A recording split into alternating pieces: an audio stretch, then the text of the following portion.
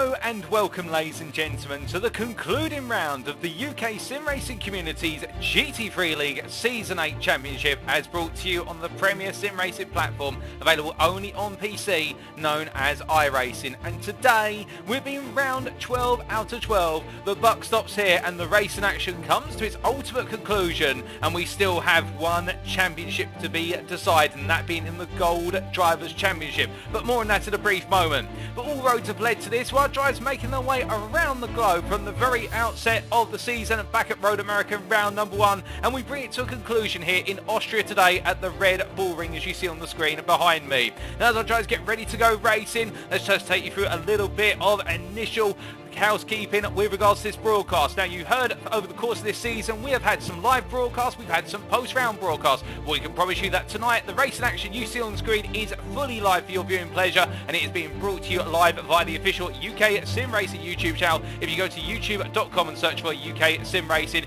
you can tune in live there tonight. Indeed, we can see some of you already in the YouTube chat, and good evening to you all, and I hope you're having a fantastic weekend. But as our drivers get ready to go racing with our schedule, as per the norm, we'll come on to that schedule in a brief while. Let's just conduct a quick recap of the season as it's played out, and indeed the venues we've been to and the story that has unfolded over the course of the 11 rounds to date.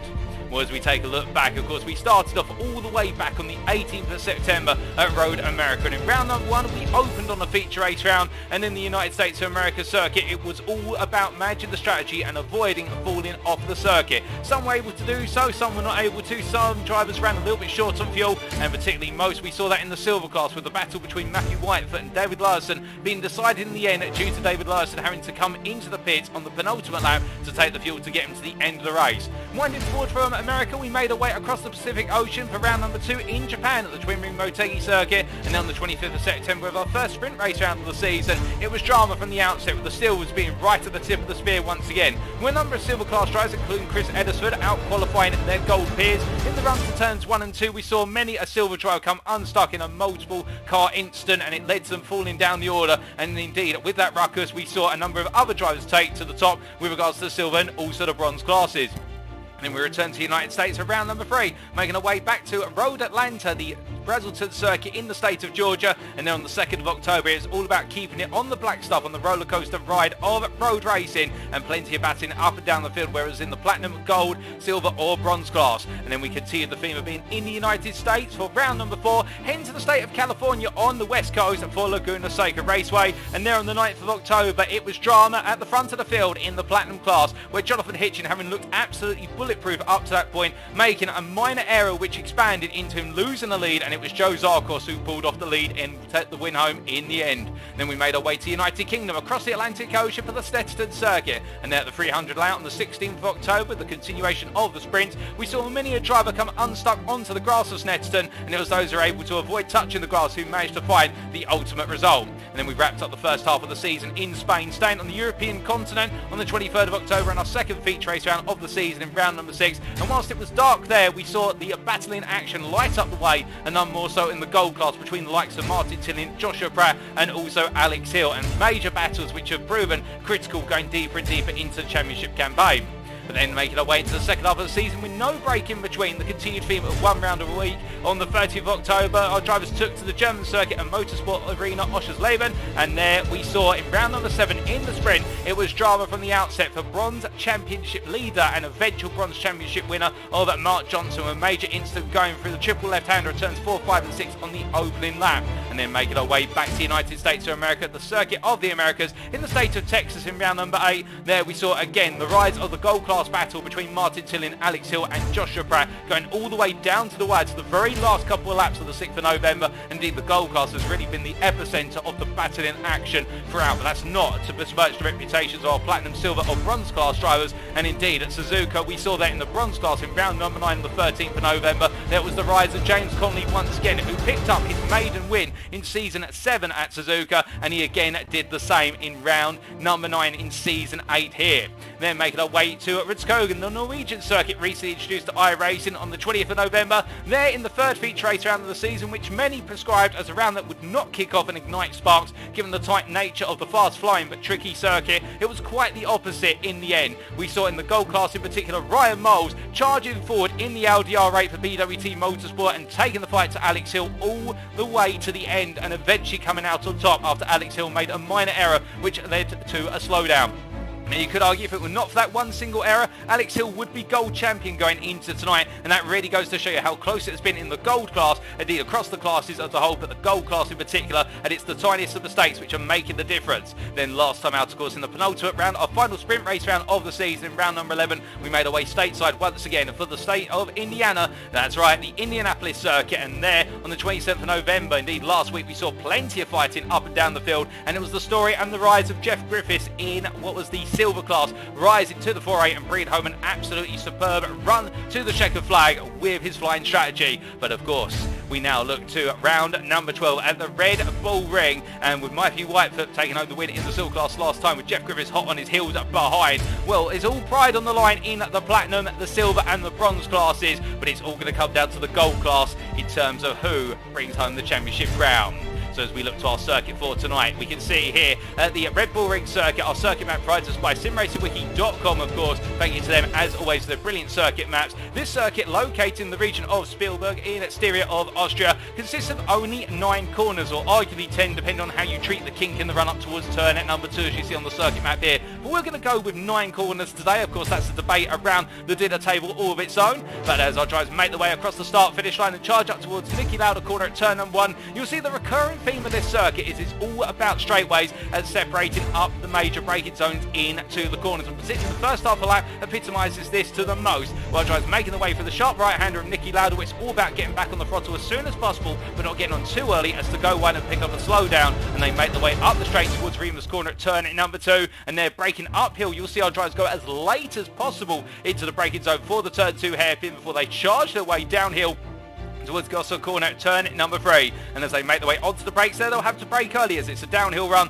and the car will otherwise slip away from them. Avoid the understeer under braking and make their way through 3. They then charge through the kink and 4, flat out for the right hander before powering into Power Horse at turn 5 through to 6, the double left hand complex, which is fully downhill through the 2 corners, and there it's all about being brave on the throttle and having the faith in the aerodynamics of the car to turn the car on through. Emerging out of 6, it'll be the run into turn 7, the right hand kink before making their way on the back straight up towards Jochen Rindt corner at turn number 8, the right hander before they make their way downhill into A1 corner, of course named after the original name given to this circuit back into the 90s. This circuit has traded hands many a time over its 53-year history, but the one thing that's remained consistent is it's all about the battles on the brakes and carrying 1 to 2 miles an hour more than your opponent coming out of each and every corner so you can make the move into the next heavy braking zone. But as our drivers come out of A1 corner, a very tight apex where we're not expecting too many moves to be made, they'll be looking to get the move on the start-finish run up towards turn 1 once again, and that'll be a lap of the Red Bull Ring circuit. But as we look from the circuit map then to our live pictures in the background, let's take you through our schedule for tonight. Times in Greenwich Mean Time and also at UTC, that's Universal Coordinated Time.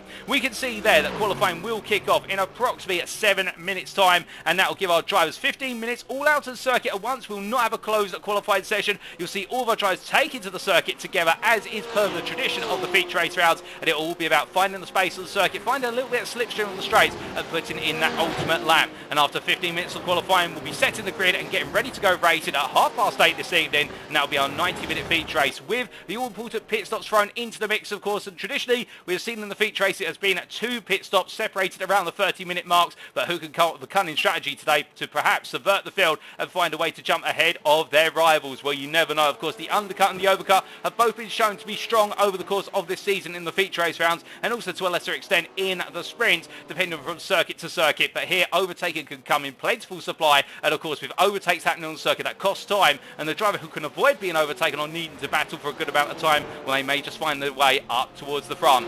But speaking of looking up towards the front, as we see him in, well, he's not in the pit lane at the moment. We were going to cut to Jonathan Hitchin, Platinum Champion for this season and the continued tour de force of the overall championship as well, but Jonathan Hitchin currently not available. He's just outside of the pit lane, I think, just taking a brief breather before going racing. But instead we look to one of the 2 major contenders contenders tonight in the Gold Class Championship. And right now, this is the rising knight in P2 in the Gold Championship, and that is Joshua Pratt in the 88 Porsche 911. His run of form over the last couple of rounds has been growing, and he is the one with the momentum going into tonight. But he has 2 points down on his rival, Alex Hill. And speaking of Alex Hill, well, where is the championship leader? There he is for Tiki Simsport in the 276 car. Now, how does it play out tonight in terms of points? Well, Joshua Pratt needs to win tonight in the Gold Class. If he does not win, he will not bring home the championship either way. He has to pick up a win. Alex Hill in return will need to finish as close as possible behind Joshua Pratt in order to be able to prevent Pratt from being able to take the win, because if Pratt finishes first and Hill finishes second, it then comes down to bonus points in terms of the fastest lap in the race and also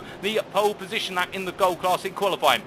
If Joshua Pratt picks up a single bonus point and also picks up the win, then it will go down to what will be a tiebreaker, assuming that Alex Hill picks up the other bonus point. But if Alex Hill does not, then Joshua Pratt will win by a single point and Hill will be P2. So that's how close it is. And for Pratt, really, he needs to focus on getting every point he can, because if he can pick up 2 bonus points in terms of pole position and also the fastest lap of the Gold Class in the race, and Alex Hill is to finish behind him and Pratt finishes in P2, then it will go to a tie break. Or I should say, if Alex Hill was to finish P3 and Pratt was to finish in P2, it will go to a tie break there based on, I think, count back of race wins. And we're not 100% sure on who would win on that one at the moment. We'll need to get that clarified. But it does mean that right now it all comes down to these two. But let's throw a spanner into the works here and a complicational bit. He will not consider himself a complication. He'll consider himself the dastardly man who'll be looking to try and upset the aspirations of both of his Gold Class peers, because he was a rival for the championship at one point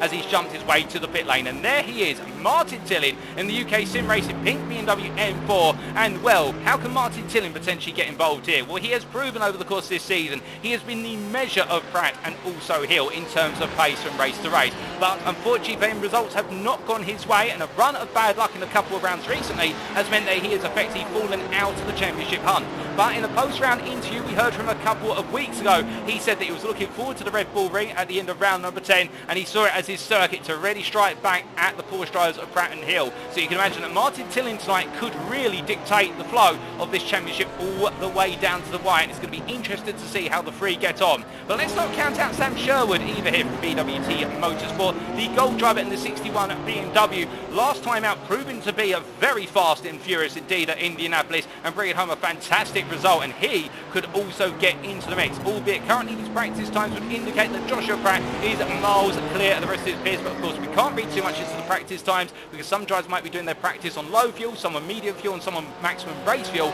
So it's all about right now keeping your cards close and not revealing them until the qualifying session. But that is the Gold Class recapped, and to give you a quick summary, Pratt needs to win tonight and pick up bonus points. Alex Hill just needs to finish one place behind him and try to take some bonus points away as well, and that is going to be the difference between the two of them. Meanwhile, in the silver class, we look here to Stephen Masters, our champion for this season, champion by a considerable margin as he makes his way into the season finale. And for Masters, he'll be thinking about, can he make one more win on the tally sheet tonight, given the fact he's had such a strong run of form since his change to the silver class over the course of the early portion of the season. And we indeed have the rivalry for what is P3 between David Larson and Jeff Griffiths. But unfortunately, from what I'm hearing, Jeff Griffiths will not be in attendance, so it will all be to David Larson to bring on home the car tonight, and he'll be guaranteed that P3 in the silver class. Meanwhile, in the bronze class, well, we did have it wrapped up with Mark Johnson taking the crown recently in the last two rounds. So for the privateer today, he's not got any pressure on him. But the thing is, he's had it run close all the way through the course of this season by his rivals of Daniel Pays, Darren Sharples, and also what is James Connolly, albeit I do not think that James Connolly is in attendance tonight. So I think we will be seeing Daniel Pays and Darren Sharples looking to try and take the final win away from Mark Johnson, who of course would like to end the season on the ultimate high of being champion and picking up the season-ending win. But as for the platinum class, we couldn't quite catch him earlier, but here is your platinum and overall drivers champion for season 8. It is none less than Jonathan Hitchin from Simracing Esports White in the Porsche 911, the number 21 driver. And whilst there have been brief wobbles in his championship campaign, for goodness sake of being the most notable one perhaps, where he was caught out by an error, and also the rising star of Daniel Thomas here from BWT Motorsport, the Welshman, who has proven that he does have some strategic advantages and mastery over Jonathan Hitchin when it comes to being able to do the undercut or the overcut. As we look back to Jonathan Hitchin, Hitchin has still been the driver to beat. You could say that much like Max Verstappen in the Formula 1 2022 Championship this year, Jonathan Hitchin has been on a similar run of form where he has been absolutely unstoppable, and when it's mattered most, the pace has been there in spades compared to his rivals, and he's just been able to open that gap up time and time again.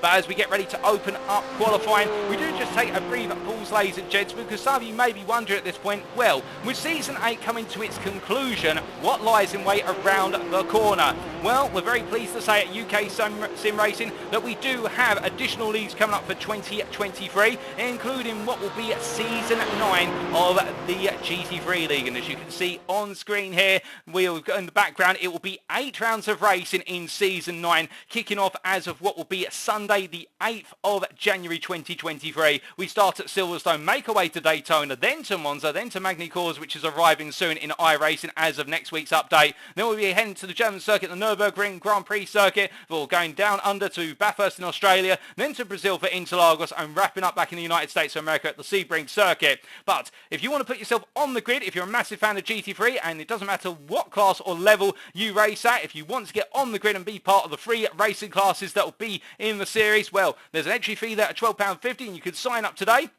And if you're wondering how you can sign up, well, here's a quick set of instructions. All you need to do is head to the official UKSimRacing website. That's uksimracing.co.uk/UKSR-leagues-sep-oct, and then follow the on-screen instructions to sign up and get your place on the grid. And also, we do encourage you to join the UKSimRacing Discord, because A, it's a requirement for you to be able to race in UKSimRacing events, but also B, all information regarding Season 9, all the minor details down to the nth degree are on the UKSimRacing Discord. So you'd be silly not to go to Discord if you want to find out about all the different sessions. And we have a new unique race format that's coming to Season 9 known as the Heat and Reverse, but more on that when we open up the schedule in 2023. But we're going to see the sprints, we're going to see the endurance rounds or the feature rounds, and we're also going to see a new double header known as the Heat and Reverse over the 8 rounds of racing. For all that and more, feel free to head to our website and head to our Discord and find out there and get yourself on the grid today. But if you're not a fan of GT3s, but you have been tuned in to perhaps our Porsche Cup series,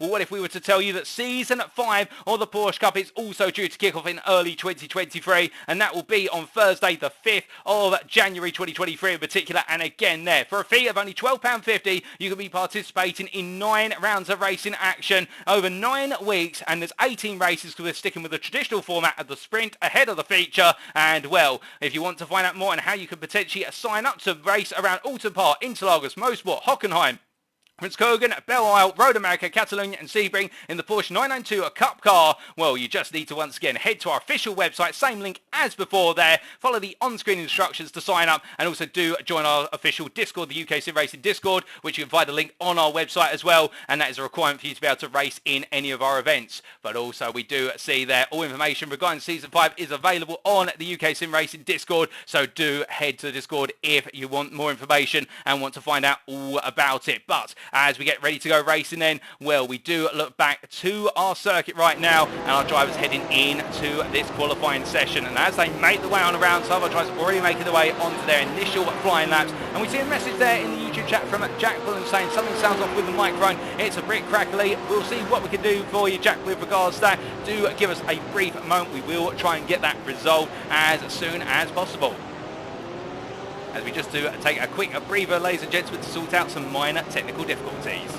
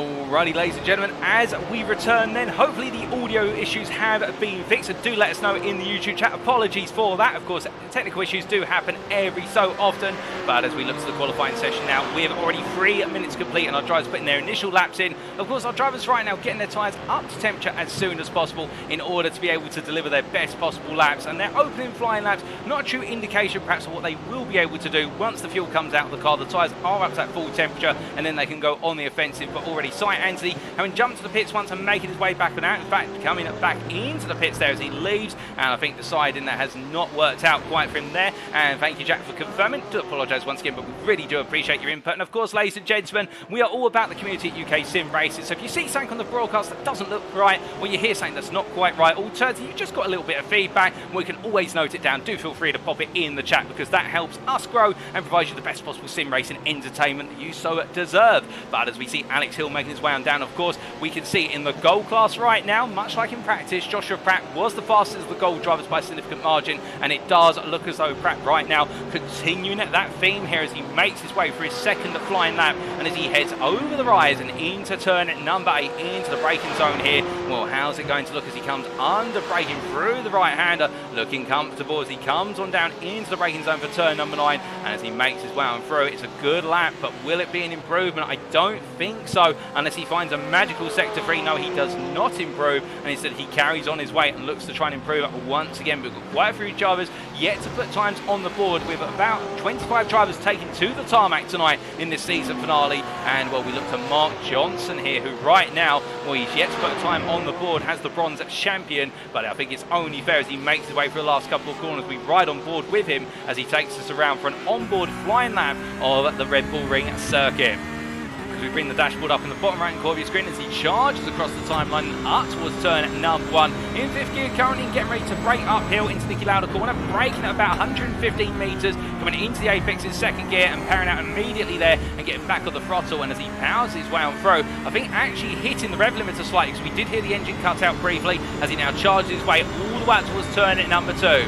Now carrying all the speed up the hill as much as he can, and onto the brakes once again, and braking at 100 metres there as late as he dares, down to 1st gear, clatters his way over the apex curve of Remus, and now makes his way downhill down towards Gissa corner. But as he heads on down here, you'll notice now that we're going from an uphill run to a downhill run, a very gentle one at first, and now in the final 500 metres it starts to depress more and more as he looks at his brake markers there, braking at about 130 to 125 metres as he comes down to 2nd gear. Goes very deep, however, those front brakes not quite giving him the retardation he wants, as he now powers through turn number 4, flat out through the right-hander, before making his way into power horse at turn number 5. Onto the brakes here at the 50 metre wood, trail braking, and you can't see the apex curve until you connect the corner. 4th gear there, opting to stay in a higher gear to settle the car down, but some drivers will be hitting 3rd there as he makes his way into turn number 6, clattering over the apex curve to over-rotate the car so that way he can go flat out through turn 7 as early as possible, and now powering his way up the hill and towards turn number 8.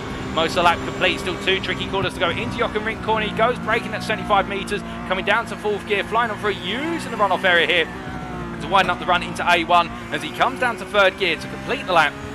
Now powering out of the final corner, and what's it going to be for Mark Johnson as he comes to the timeline? Well, this time he's currently on what is there, a 1:30.38, and I believe that lap is not an improvement. In fact, that's an invalid lap there, given how much he ran wide in the run out of turn number 8. So he's going to have to do it all over again. But right now in the bronze class, it is Daniel Page who is looking at the fastest of them all as he makes his way down towards turn number 3, but only by a 10th over Darren Sharples. And it will be the contrast of the power cars here today. Of course, in this GT3 Championship, we have seen over the course of Season 8, based on the current iRacing balance of performance, and GT3's of course going for a major overhaul in terms of balance of performance, and also the physics engine behind them, and also the tyre wear model as of the next season update that's coming next week. So we really are, for all of our drivers, saying goodbye to the current form of the GT3s. They all stay the same in terms of the cars available in iRacing, but they're going for a haul whereby they cannot potentially double stint the tyres as comfortably as they previously have been doing. So we will be seeing, I think, quite a few pit stops for tyres going into Season 9, but of course we'll have to wait and see what unfolds. But the current balance of performance really setting what is there, the Mercedes AMG Evo machine that's being piloted by Darren Sharples, and also the BMW M4 at Daniel Page as being the two cars, that the strong ones in the straight lines, but of course the M4 as well being a little bit more balanced towards the corners, but also quite hypersensitive on those brakes, with regards to those brakes not wanting to deliver as much braking force compared to, say, the Mercedes, which is perhaps one of the stronger cars under braking, and therefore the BMW really does require you as a driver to manage that trail braking and also know to brake a little bit earlier into some of those tricky braking zones. But as our drivers make the way on around here, we do look from our bronze drivers to the platinum class, and it has been a season of dominance for the Porsche 911, and you can see there the top 8 right now dominated by the Porsche. And our first car that's not a Porsche in that qualifying tower is in P9, and that is Sam Sherwood in the BMW M4 as we look to sight Ansley coming across the line here. The 128.1 currently the time set by him to beat, and he is only 14 thousandths faster than gold second place championship driver, and that is Joshua Pratt. And what a way to start off this evening's proceedings for Pratt, putting himself right up there and putting the pressure on this man as he lifts off coming out of the pit lane to set the Symphony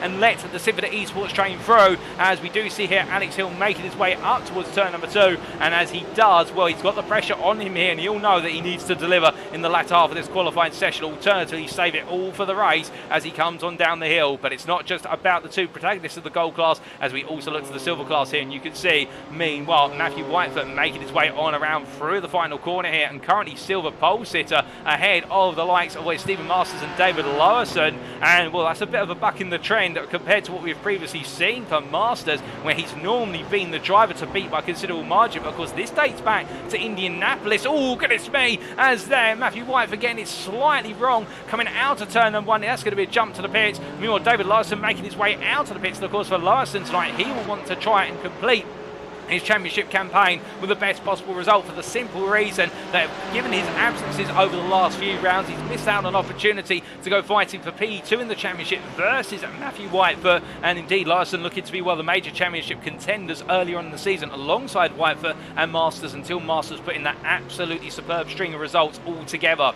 But with 5 minutes of qualifying left to go, plus overtime for the laps our drivers are on when the checker flag comes on out here, Larson right now only what is 600ths of a Matthew Whitefoot current provisional silver pole time. The difference between the two of them being like a feather, if you will, in terms of how thin it is. And that goes to show you again how hard these drivers are pushing one another all the way to the season fly. Technically, they've got nothing to race for here in terms of championship positions in the end, other than Larson making sure he confirms that P3. But at the same time, there's a lot of pride on the line, and you always want to be the driver who brings home that win in class of the season finale, because it gives you that momentum should you be planning to return for the next season, to say to everyone, look, I ended on a high and the momentum's with me as I go into the next season, and you've got to be ready for it. But as he makes his way into Jochen Rindt here, we can see Larson making his way comfortably out of turn 8 into turn number 9. I think it's only right that we ride on board with him here as he makes his way on to another flying lap, and we get a perspective of the BMW M4 as he charges in towards turn number 1.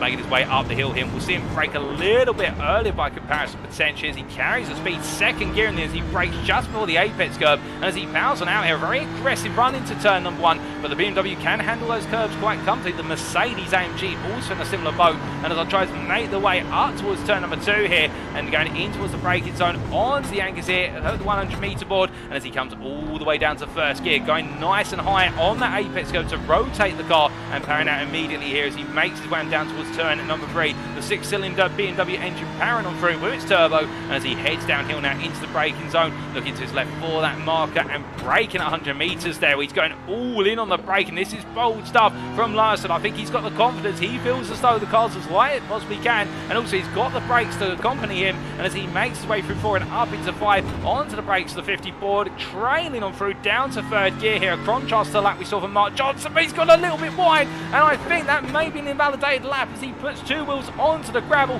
beyond the exit curve at turn 5. We'll have to wait and see if it counts come the end, but I think that's going to knock Larson, and also the fact it has caused him to have another slower sector compared to his previous best. So it's not gone well for Larson in this lap so far, but as he comes through turn number 8 and down towards 9, taking a lot of curve there at turn 8, I think a little bit unsettled by what happened at turn 5, makes his way out, but ends the lap on a good run, heading on to his next lap. And And I think for Larson right now, whilst it hasn't been a perfect lap for him, he knows there's more time out there. He's just got to keep the lap together. Speaking of a driver who's kept the lap together, Jonathan Hitchin has now gone provisional pole with 1:28.086. Sight Anthony still P2 behind him, and then Joshua Pratt P3. But Hill versus Pratt, well, we can see Pratt still out on circuit. Meanwhile, Alex Hill on an out lap at the moment. Everybody's on circuit practically at this time, minus Sam Congreve and also Joe Newman. So I think both drivers there decide not to put in representative laps and are going to start from the back. Jeremy Grand as well, currently in P23.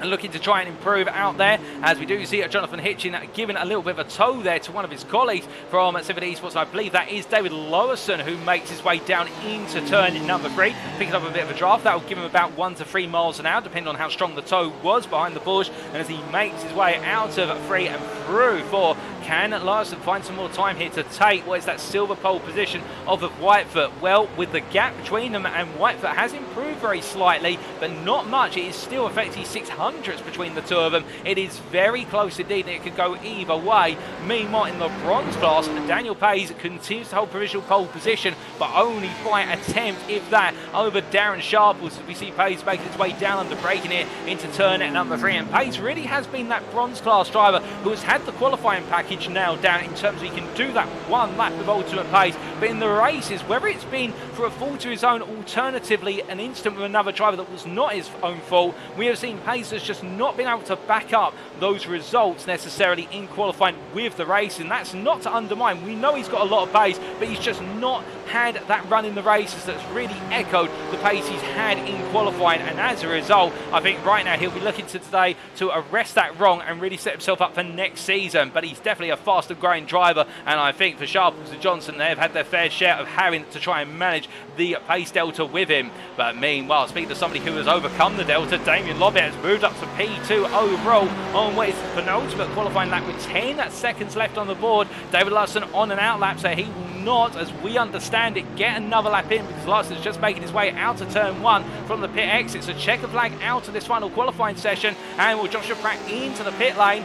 Meanwhile, with Lobbett and also Sight Anthony and Hitchin all holding P1 through to P3, Pratt and Hill are now separated by only 3 places, as we see Damian Lobbett backing off there. Meanwhile, Austin William Campbell makes his way up towards turn number 2, and I think this lap would have been started just after the checker flag came up. We're not 100% sure on that, but we do have some more drivers coming on around right now to complete their final qualifying laps, including Matthew Whitefoot here, who makes his way down through the final corner, goes a bit deep there beyond the apex of turn number 9 and takes to the dust, and he's going to bring it over immediately and finish his lap. So he knows that lap's not going to be an improvement, but that will still mean he will be your silver pole sitter for today. As meanwhile, we do have Nathan Foster coming on through, and what can Foster do here? Currently P8 overall, coming to line, he improves in the final sector. Is it enough to improve his time? It's not. He will start P8 at best.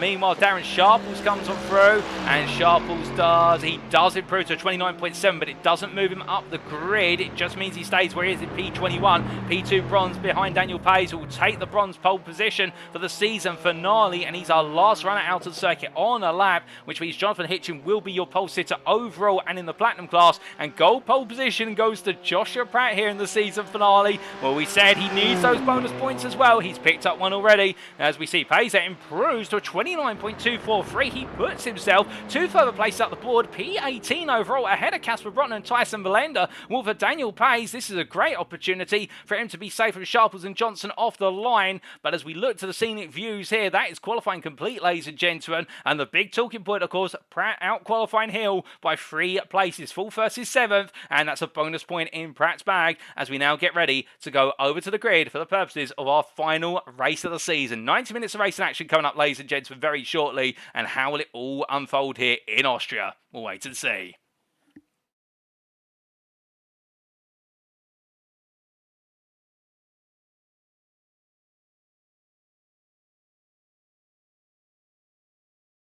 And now, with the grid being set, let's take you through our final grid for round number 12 of the UKSimRacing GT3 League Season 8.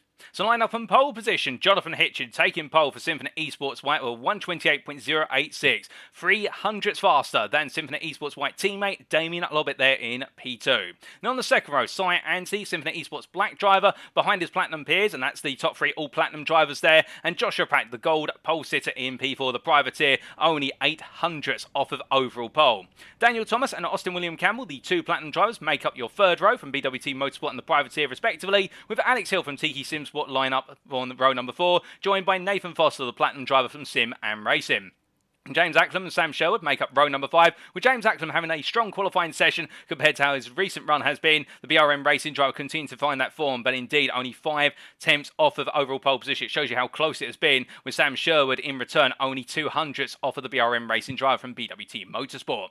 Now on row number 6, Matthew Whitefoot and David Larson, the 2 silver foes, they line up side by side together. Matthew Whitefoot, your second place runner-up in the Silver Championship, trying to hold off David Larson, who's aiming to go third in the championship come the end of today.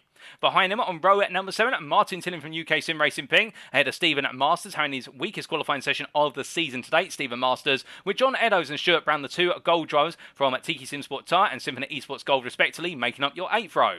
Colin Patterson and Daniel Pays line up together there on what is row at number 9, the silver driver ahead of the bronze pole sitter, the privateer Daniel Pays, and then we have Casper Brotner and Tyson Melender, the 2 silver privateers, line up in your 10th row.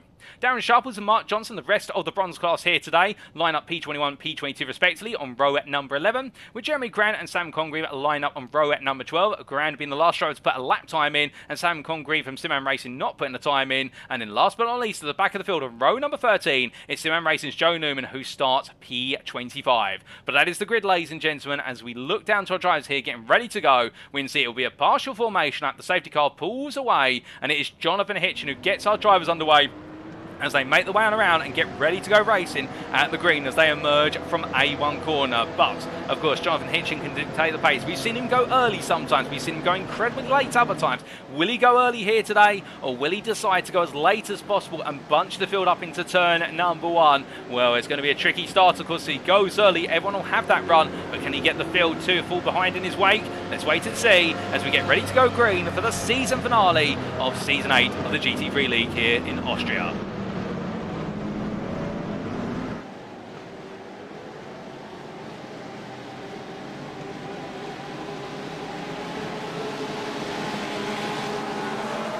And as he makes his way out the final corner, he immediately attacks the throttle, and Jonathan Hitchin takes us to the green for 90 minutes of race action as they head up towards turn 1. But look at Damian Lobbett immediately, and Joshua Pratt as well. Both drivers reacting to this very strongly as they head into the braking zone for turn number 1. Pratt on the inside, Pratt on the outside there, Cy Anthony, as he tries to muscle his way on around, and he does so very well. And as they make the way up towards Rima's corner, 3 wide here, as you can see Pratt side by side with Campbell and also Anthony as they charge up. But look, meanwhile Daniel Thomas here also trying to get into the mix, so they're 2 by 2, and then it's 1 by 3 as they make their way into the braking zone, and Pratt trying to go all the way around the outside as he goes a little bit deep there. He has to give the space, and Austin William Campbell taking the position. Meanwhile, James Acklam by comparison losing the place there to Sam Sherwood. Further back, Martin Tilley already making ground, or in fact losing ground we should say. He's lost 3 places since the start, having a nightmare start for the season finale. And as they make the way on down towards turn number 3 here, you can see Tilley still battling hard with John Eddowes as they make the way under break, and he can't find a way through. And in fact, John Eddowes looking for the move versus Stuart Brown there in the Mercedes,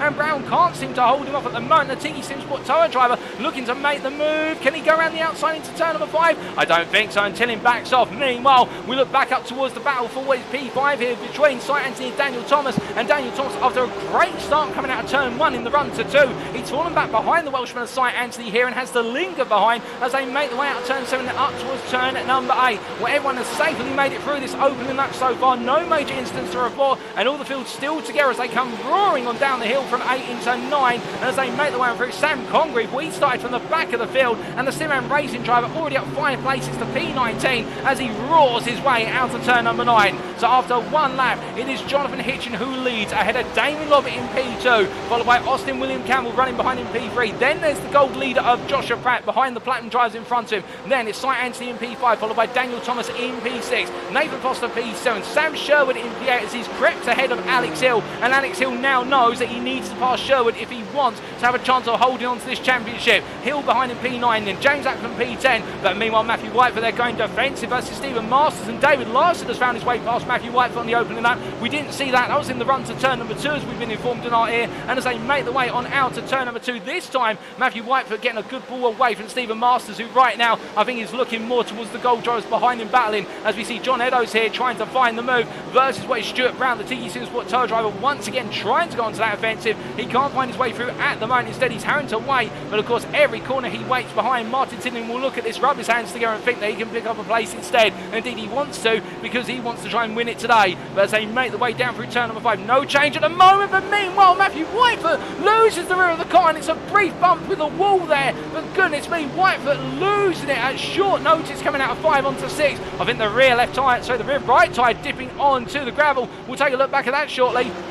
As meanwhile, we look a bit further around, Sam Connery battling side by side with Daniel Bayes, and the bronze leader right now trying to battle for position versus the platinum Mercedes driver. And you can see, look at Bayes holding that inside, and then Sam Connery carrying the speed on round. As meanwhile, fastest lap goes to Austin William Campbell after 2 laps turned under racing conditions without the manual double valve rolling start. And Austin William Campbell right now the fastest man on circuit. But Sam Connery is still under pressure from Bayes, who looks up the inside into turn number 1. Can't find it. Meanwhile, Mark Johnson looking up the inside versus Tyson Valenda. He can't find it either. And Alex Hill a bit further up the road. Will we cut over to this? He's trying to find his way past Sam Sherwood, and he makes it up into P8 there. Meanwhile, James Acklam looks up the inside in return as well versus Sherwood. Sherwood on the outside here. He's going to be mugged for 2 places in one run to a corner. And as they make the way down towards turn number 3 here, will Sherwood on the outside right now. And he's going to have faith that he can outbrake the Porsche in the run on down. In fact, he won't need to even do that, because he's being able to outmuscle the Porsche in terms of the straight line race as they make the way down into turn number 3. And Sherwood definitely on the precipice of pressure right now, as meanwhile Martin Tilling is still battling with Eddowes and also Brown. He's found his way on past what is Eddowes, but can he find his way around the outside of Brown now as they make the way into Power Horse corner at 5? And as they come through the left hand, he's going to dare to dream to do it as he makes his way into the corner, and they give each other space. Brown there almost unsettled as they come out of 5 into 6, but look at Eddowes here trying to get into the fight as well, and it's a 3-way fight for 4th place in the gold class, and you love to see it as they make the way on towards West turn number 8. And as they come into the braking zone here, and coming down to Jochen Rindt corner, we can see Tilling once again being made to go wide. Can he make it work? There's contact between them, there's more contact between them, and Tilling is forced straight on as they make the way through. And well, 2 bumps there, and it didn't work out for Tilling. He will not be pleased with that, as you can see a flash of lights there, and I think Tilling would argue that it was elbowed out unnecessarily. But when you're racing that close, or a corner where you don't normally battle that hard into turn 9, well, I think Brown's going to be arguing, why didn't he just back out? And speaking of backing out there, Brown touching the rear of Eddowes' car as they make the way out of 1 and into 2, and as they come charge on through up towards the braking zone for turn 2, Brown behind Eddowes at the moment. I think there is a bit of damage to Brown's car, much like there is to Wes Tilling's car a bit further back. As you can see, it's been swamped by the massive silver and bronze drivers behind. But as they make their way through turn number 2 right now, things settle for a brief moment here, and that gives us a moment to have a look back at what happened here to Matthew Whitefoot only moments ago, as we see James Acklam here under a bit of pressure from David Larson. Well, this is the replay of Matthew Whitefoot's moment only a couple of laps ago, and you see here as he came out of turn number 5, car went wide, tried to get the power down, and that rear tyre, in particular the rear right, just not giving him the traction he needed, given he was on the gravel, and the car went to the wall. Unfortunate for Whitefoot, but as we return to the live pictures now, we do take a look back at the moment only seconds ago with regards to that battle between Tilling and Eddowes and how it all played on out.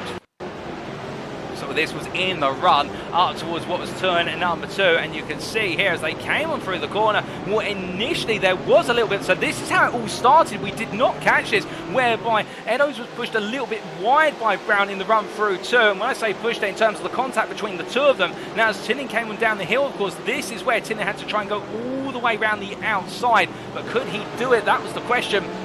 And he couldn't, and therefore he had to wait a little bit later. But as he made his way up towards turn number 5, again really having to try and find that move. A brilliant side-by-side racing between the 2 drivers all the way through the signals and corners, and Eddowes by comparison just having to wait behind and keep watching all of this as they then came through turn 6 up towards 7 they went, and now this is where it got into the crunch point. And in fact we look to John Eddowes' car, we ride on board here for the latter half of this replay and watch here the Brown versus Tilling at the moment as they came under braking. Tilling gets ahead initially but goes deep, and Eddowes tries to follow him, and then there's the initial contact, further contact between the 2 of them, and then Tilling almost got hooked onto the side of what was Brown's car, and that's what led to the front right brake locking up, and that is how it's done in terms of the contact there. And then Eddowes looking for the move here. We had the overspeed, looked up the inside and said for it, right, I'm going for this, and got it done. and that was how the move was made by John Eddowes to make it into P4 in the gold class. But as we return to the live pictures now, of course, a major battle between drivers there, and whilst we have been looking at the replay, we have had a couple of incidents happen in the meantime, including an off-track for David Lawson, who still continues to hold on to P11, and also Joe Newman picking up an off-track, but that has not upset his race too much, other than the fact he's lost P20 to Tyson Belenda. He's down P21 now, is Joe Newman. But as the racing continues here, we look to Damian Lobbett, who running in P2 at the moment has the pressure from Austin William Campbell behind as they roar on front. We're hearing that Mark Johnson's just picked his way past Darren Sharples. We'll take a look back at that very shortly, because I think the two of them are still squaring off between one another in the run up towards turn number 1.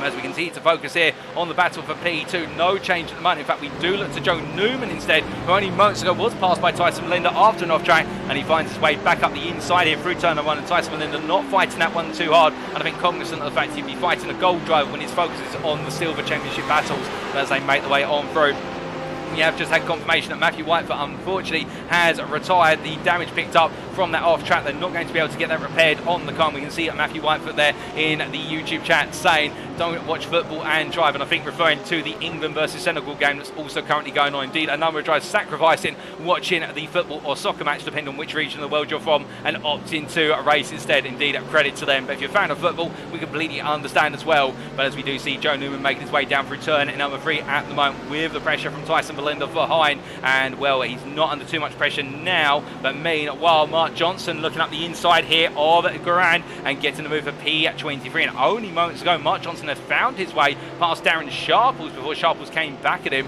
And we take a brief look back at what exactly happened between the two bronze drivers battling for P2 in the bronze class.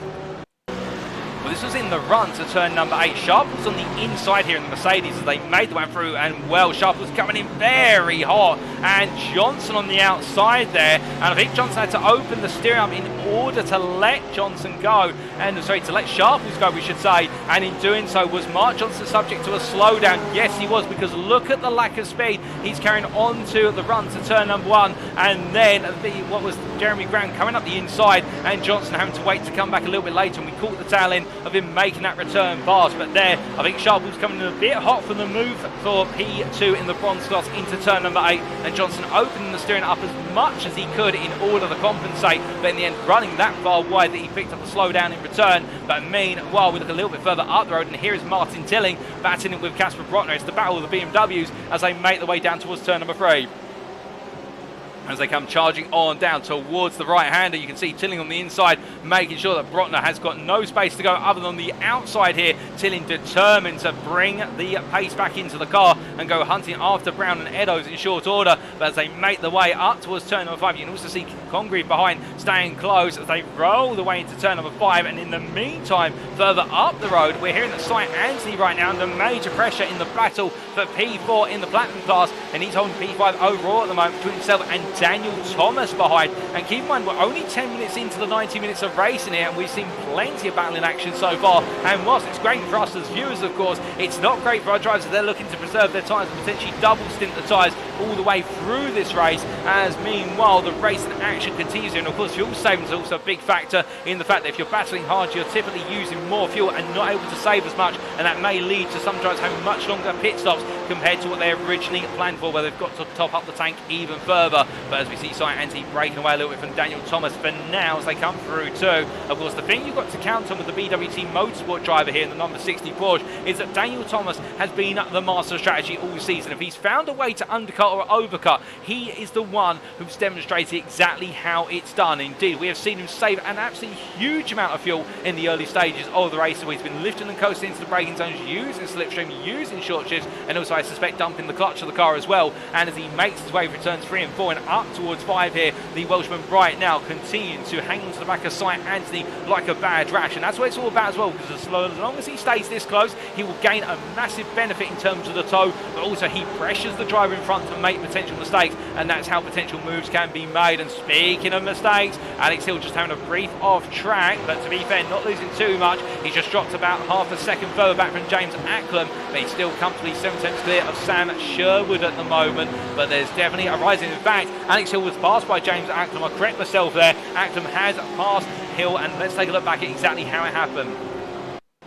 was they made the way into turn number 5. I think you can already see what's going to happen. Hill with a little, I didn't expect the little twitch there to occur, and Alex Hill having a very sensitive moment with the car, where the car did not want to rotate into turn number 5, and then suddenly you felt a lot of rotation coming on that rear end, and of course the Porsche being a very sensitive car in general to its grip levels and also its downforce, and more on that in a second, but that's how Acklam got on through. But as they make the way up the hill towards turn number 2 and into the braking zone once again, we look from them to the battle for P17 and P16 here. Daniel Page on the right of your picture in the lead, BMW being tailed by what is there, I believe, unless I'm very much mistaken, Brotner. That's Casper Brotner who's looking up the inside, and Brotner's going to go for the move as Tillin backs out there. Casper Brotner in the inside, and he gets it done, and Casper Brotner with a 2-for-1 into turn number 2 there versus Daniel Page and Martin Tillin. Well, Casper Brotner definitely being bold, and it's paid off for him, but the question is, can he now hold on as they make the way down towards turn number 3, and you can see Daniel Page just tucking in behind.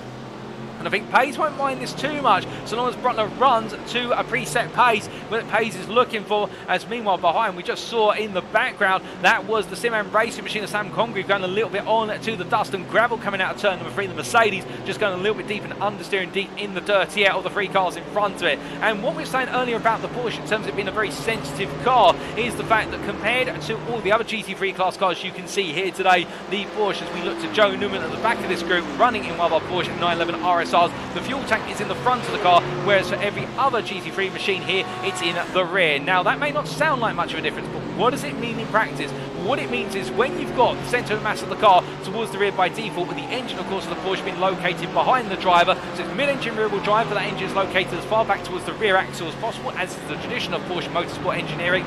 That means that you have this balance of the fuel in the front, which has excess weight to the front of the car at the start of the race, and all of the rest of the weight towards the back of the car. And as you go deeper into the race and you take that fuel tank down, there's less weight over the front of the car, and that means the aero balance of the Porsche changes dramatically over the race distance, whereby initially there's a greater balance across the whole car, but as you go deeper and deeper into the race, you see that balance of the weight transferring more and more towards the rear, and that can make it a very tricky car to get a strong lap in when you're on low fuel if you haven't set the car up to factor 4 that. But meanwhile, speaking of being set up to factor 4 things, Daniel Pace is going to set up a defence that's going to be able to factor the fact that Tilling is going around the outside, and Martin Tilling sweeps it round. Now, can he get it done here to find his way past the bronze leader? Well, not quite. As you can see there, Daniel Pace getting the better run, but Tilling on the inside there. Pace gives him the space on the inside, goes very deep as a result, and Martin Tilling comes on through. Now, can Sam Congreve do the same here as they make the way into turn 6?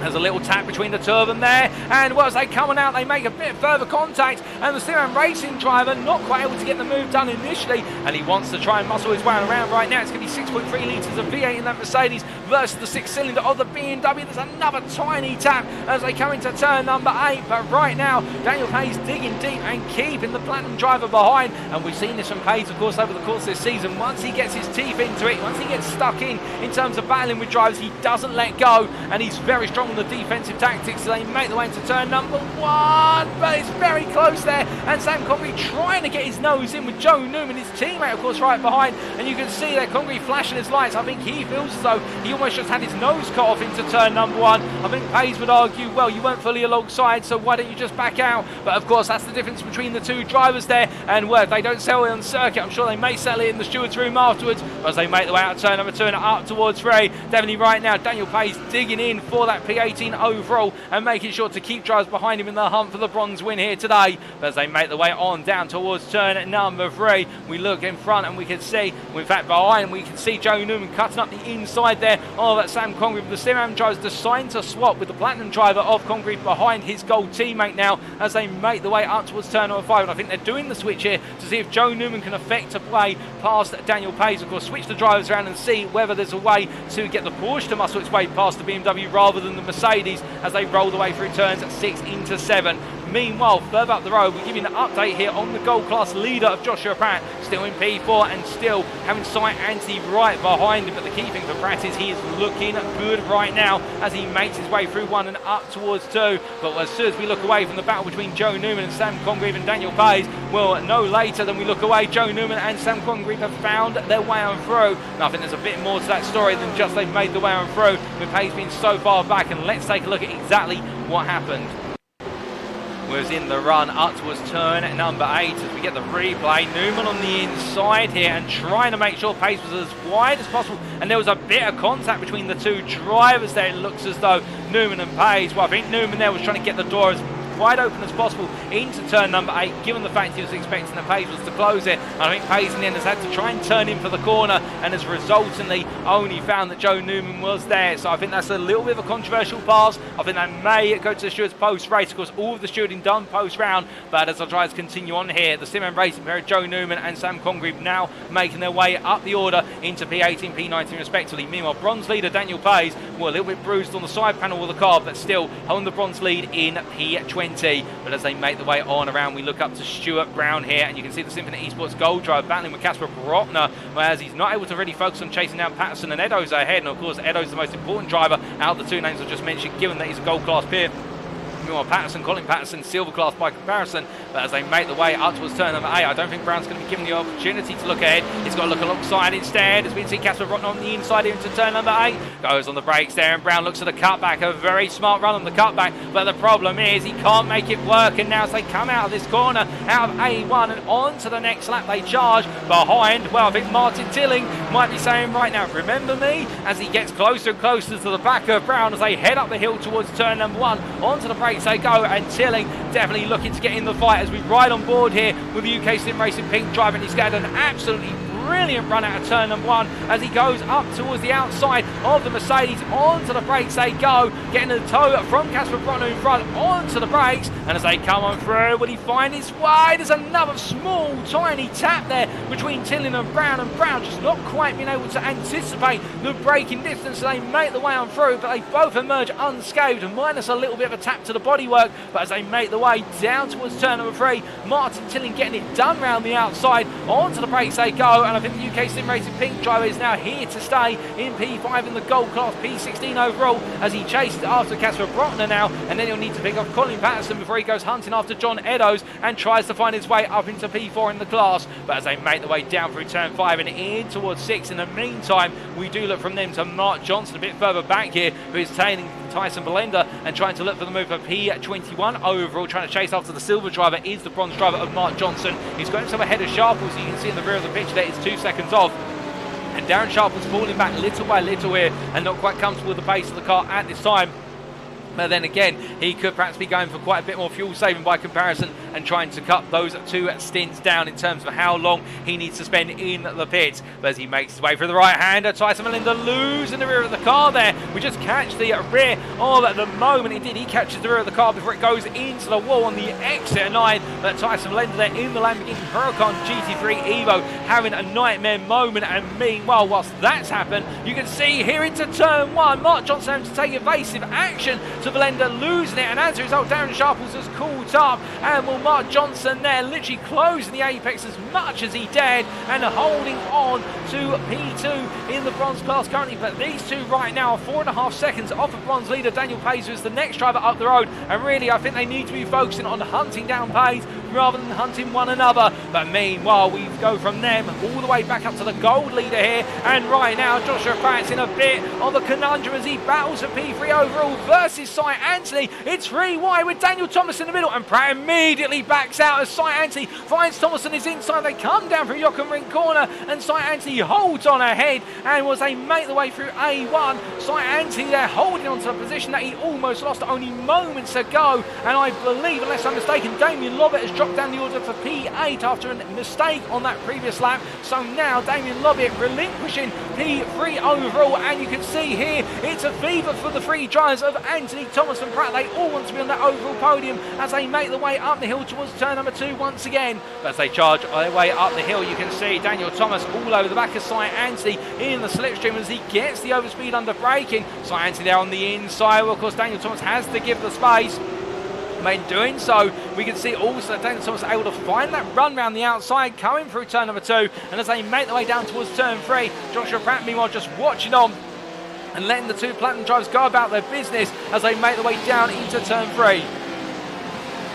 as they merge from the right-hander side, and he goes wide. He brings the car back on, and that's going to cost him more than one place in the end as he loses out to Joshua Pratt. So Daniel Thomas now taking P3 overall and in the platinum class ahead of Joshua Pratt, who continues to lead the gold class, but now P4 overall. And you saw there when they went 3 wide into turn number 8 on the previous lap, Pratt immediately backing out. He has got the championship in his mind first and foremost. There's no question about it. And I think as soon as he feels though he's at risk of being in an instant, he is back in the car 100%.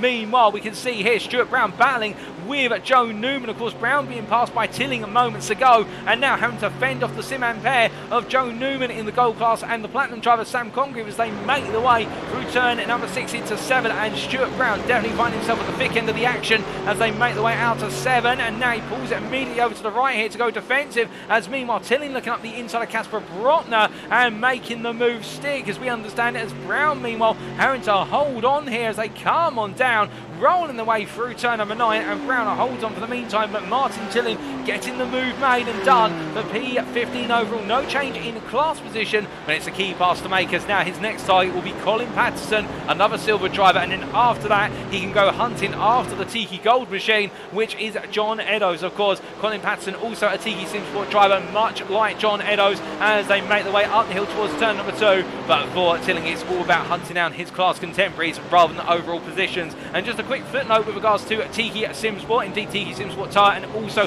the sister outfit of Tiki Simsport. Of course, their British contingent racing in this series today, but also a quick shout out to their American contingent, who are also racing in real world motorsport as of today. And indeed, another shout out to John Eddowes as well. If you're wondering who provides us with the photographs for our sim racing images on the thumbnails, well, here's the man from John Eddowes Photography. And indeed, if you're looking to get any photography for sim racing, whether it's a thumbnail or elsewhere, you can always contact John Eddowes. But meanwhile, as we look back up to our leading gold driver here, Joshua Pratt, as he makes his way on down through turn number 9, losing the rear end very slightly there as he comes on out of the corner, and Sight Anti really getting close, almost close enough to reach out and touch the wing, and Pratt now on the inside here as he goes defensive into 1, but in the end he lifts off there and lets Sight Anti go. And I think Pratt has shown a huge amount of maturity at the most critical stage in this championship campaign. He knows he cannot afford to make a single error. If he does so in terms of one major error, and that's it, he's out of the running in that championship. And right now he is on the precipice with the fact that Alex Hill here in P9 is P2 in the gold class, and the fastest lap in the gold class currently sits with Joshua Pratt by 0.2 of a second, as we're to understand it. So if it continues the way it's going, then Joshua Pratt would be your gold champion when the final checker flag falls, subject to any final stewards inquiries. But as the drivers continue on down here with 25 minutes almost complete out of the 90 minutes of racing we have for you today, we can see just a little bit behind Alex Hill, Sam Sherwood continues to stay there relentlessly in the rearview mirror of the Tiki Simsport driver and the BWT Motorsport driver. Definitely right now, I think, entrenching himself for the first pit stop rather than thinking about pushing too much harder and getting himself set and ready to go on the offensive once again. But as they make their way on down the round through turn 6 and 7, things are coming down a little bit in the midfield, and really now the big stories are up in the battle for P4 through to P7, with Joshua Pratt here running in P5. He's between a rock and a hard place. He falls a little bit further back off of Sight Anthony, and in return now finds himself being closed up by Nathan Foster behind, and James Acklam, and also Damian Lobbett. But as we ride on board the gearbox here of Joshua Pratt as they make their way on up the hill, Damian Lobbett set the fastest lap of the race at 28.526. You can see as they come through turn number 1, how Foster close behind at the moment, but not able to make the move or make the push for the initiative as they head up the hill towards turn number 2. And the long charge they go as Stuart Brown into the pit lane. Is that the first pit stop of all of our drivers here today in terms of schedule stops? But we'll have to come back to that for in a moment. As you can see, Acklam trying to go deep around the outside, but he overcooks it a little under braking. But to be fair, Foster not getting the best exit out of turn number 2, but this is going to buy Joshua Pratt all the time he needs as James Acklam starting to get his nose ahead in the drag race down towards turn number 3. This is the battle for P5 in the platinum class. Acklam on the right, Foster I should say on the left, and as they make the way on through, they come out of turn number 3, and Foster keeps ahead for now as they make the way out towards turn number 5. Onto the brakes they go once again, and Acklam having to back out there on the exit of 3 for further contact being a risk as they make the way through 5 and down towards 6, but into the brakes they go, and as they come roaring on through, you can also see Damian Lobbett here literally hugging the rear of the two of them. I think looking at them thinking, okay, I need to pick where I'm going to come on through or where I decide to make the jump on strategy, because of course we're now starting to head into the first pit stop window in terms of when our drivers are expected to normally come on in. And well, there's the reaction immediately. James Ackham's had enough of this and says I'm going to win it on strategy as he makes his way on in and decides no more is he going to play the game of battles. As meanwhile, speaking of battling up front, here are two familiar faces. Here's your race leader, Jonathan Hitch, in overall and platinum, and behind him is Austin William Campbell, the privateer, running for Symphony Esports, albeit as a privateer from the outfit, and as they make the way into turn number 2 here, nose to tail right now. And of course, when Jonathan Hitchin hasn't been picking up the wins, it's normally been Austin William Campbell who's been there, as well as Daniel Thomas would also like to have something to say about that, but he is 6.5 seconds further back. But meanwhile, as they come roaring on down towards turn number 3, we look back to the battle for P3 in the silver class here. And this is P14 overall you're seeing on screen, with Colin Patterson from Tiki Simsport Tower being the focus of our cameraman's attention. Ahead of him is Martin Tillin. Behind him, however, is the man on a mission to try and beat Patterson, and that is Casper Brotner, as the two BMW drivers make the way through turn number 2. And Casper Brotner right now trying to go on the offensive here as they make the way up towards turn number 3, but he can't at the moment, too far back, but staying close. 6/10 is the range he's staying within. He's got Joe Newman closing behind as well, so I think he needs to be a bit cognizant of the fact he has a gold driver who's going to try and pick his way on through this silver battle in the near future. But to be fair, if we know anything about Casper Brotner's driving style, is that he's normally very aware of when he has got a driver of another class coming up behind, and he knows not to fight them too hard. Of course, they can choose to fight. There's no rule to say they don't have permission to fight, but Casper Brotner at the end of the day focusing most on running to his class battles rather than overall battles, as we have a new leader on the time tower. Meanwhile, that's Austin William Campbell, who I've just looked out the commentating box window, has slipped his way past Jonathan Hitchin, and those changed places in the run to turn number 1 as they've gone onto lap number 20. But as they make the way on down through turn number 8 and in towards turn number 9, Casper Brotner right now staying behind Colin Patterson, but not able to find a way to close up too much. Taking a 10th out of Patterson on that lap, but a 10th is a minor gain. It's an important one, but it's not enough to really be putting too much pressure on right now. There's going to be 3 or 4 more laps, we reckon, until he'll be able to really put the ultimate pressure on, unless Colin Patterson makes a mountain of a molehill coming out of turn number 1, but he doesn't. However, he gets a good run and starts to extend that gap to Brotner once again. As they make the way in the run up the hill, Joe Newman just a bit further behind as they make the way in towards turn number 2 and onto the brakes. And with 29 minutes complete, we're almost now at the first half an hour, and that's where we will potentially expect to see a number of pit stops start to occur. And well, we've only had 1 pit stop so far, and that is from James Acklam. And where is James Acklam, I hear you ask? Well, here he is. He has come out in P21, and he is almost within slipstream distance to Tyson Belenda, who is 1.3 seconds up the road. We will be feeling a bit of a distant tow right now, but he needs to normally be within a second to get a prominent tow. And well, as he closes up to Tyson Belenda, he'll be hoping that Belenda comes on in sooner rather than later. As meanwhile, Jonathan Hitchin going very slowly down the start-finish straight. What has happened to the Symphony Esports driver as he makes his way along and up to speed? Well, there's been some sort of incident, but what exactly has happened is the question. We'll find out about that very shortly, as Joshua Pratt under pressure here from Nathan Foster in the battle for P5 overall. And as they make the way up towards turn number 2, will we see Nathan Foster go for the move here? As we ride on board with the driver who finds himself between Pratt and Lobbett, the Porsche train makes its way up towards turn number 2. Foster looks to the inside here. No, he does not. As meanwhile, Stephen Masters comes into the pit lane for his first scheduled stop, so he'll be our second scheduled stop aboard today. But most drivers continue to press on here and are trying to extend this first stint as much as possible. I think they know something which everybody else does not.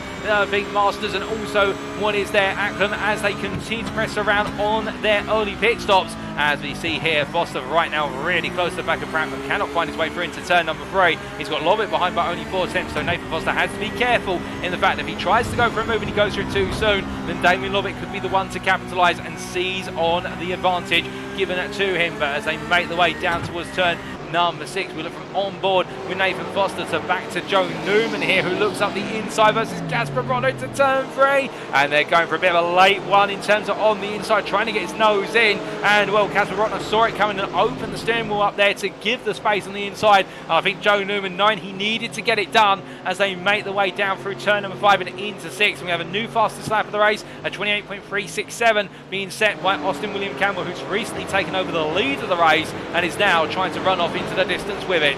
But meanwhile, Joe Newman here now clear of Casper Brotner. His next target will be Colin Patterson before he goes hunting after Goldpeer, Martin Tillin, who's in P12 overall, Joe Newman P14, as David Larson's into the pit lane. So another scheduled stop transpiring, but we've still got quite a few pit stops to come, as we've only seen 3 drivers into the pit lane right now for those scheduled stops, as we also have Daniel Payson. So he'll be our 4th pit stop as he comes on down the pit lane. He charged on for him, make sure to slow down there for the limiter line. But whilst he comes down to a standstill, we take a look back to what happened to Jonathan Hitchin that brought Hitchin to a standstill on the exit 9.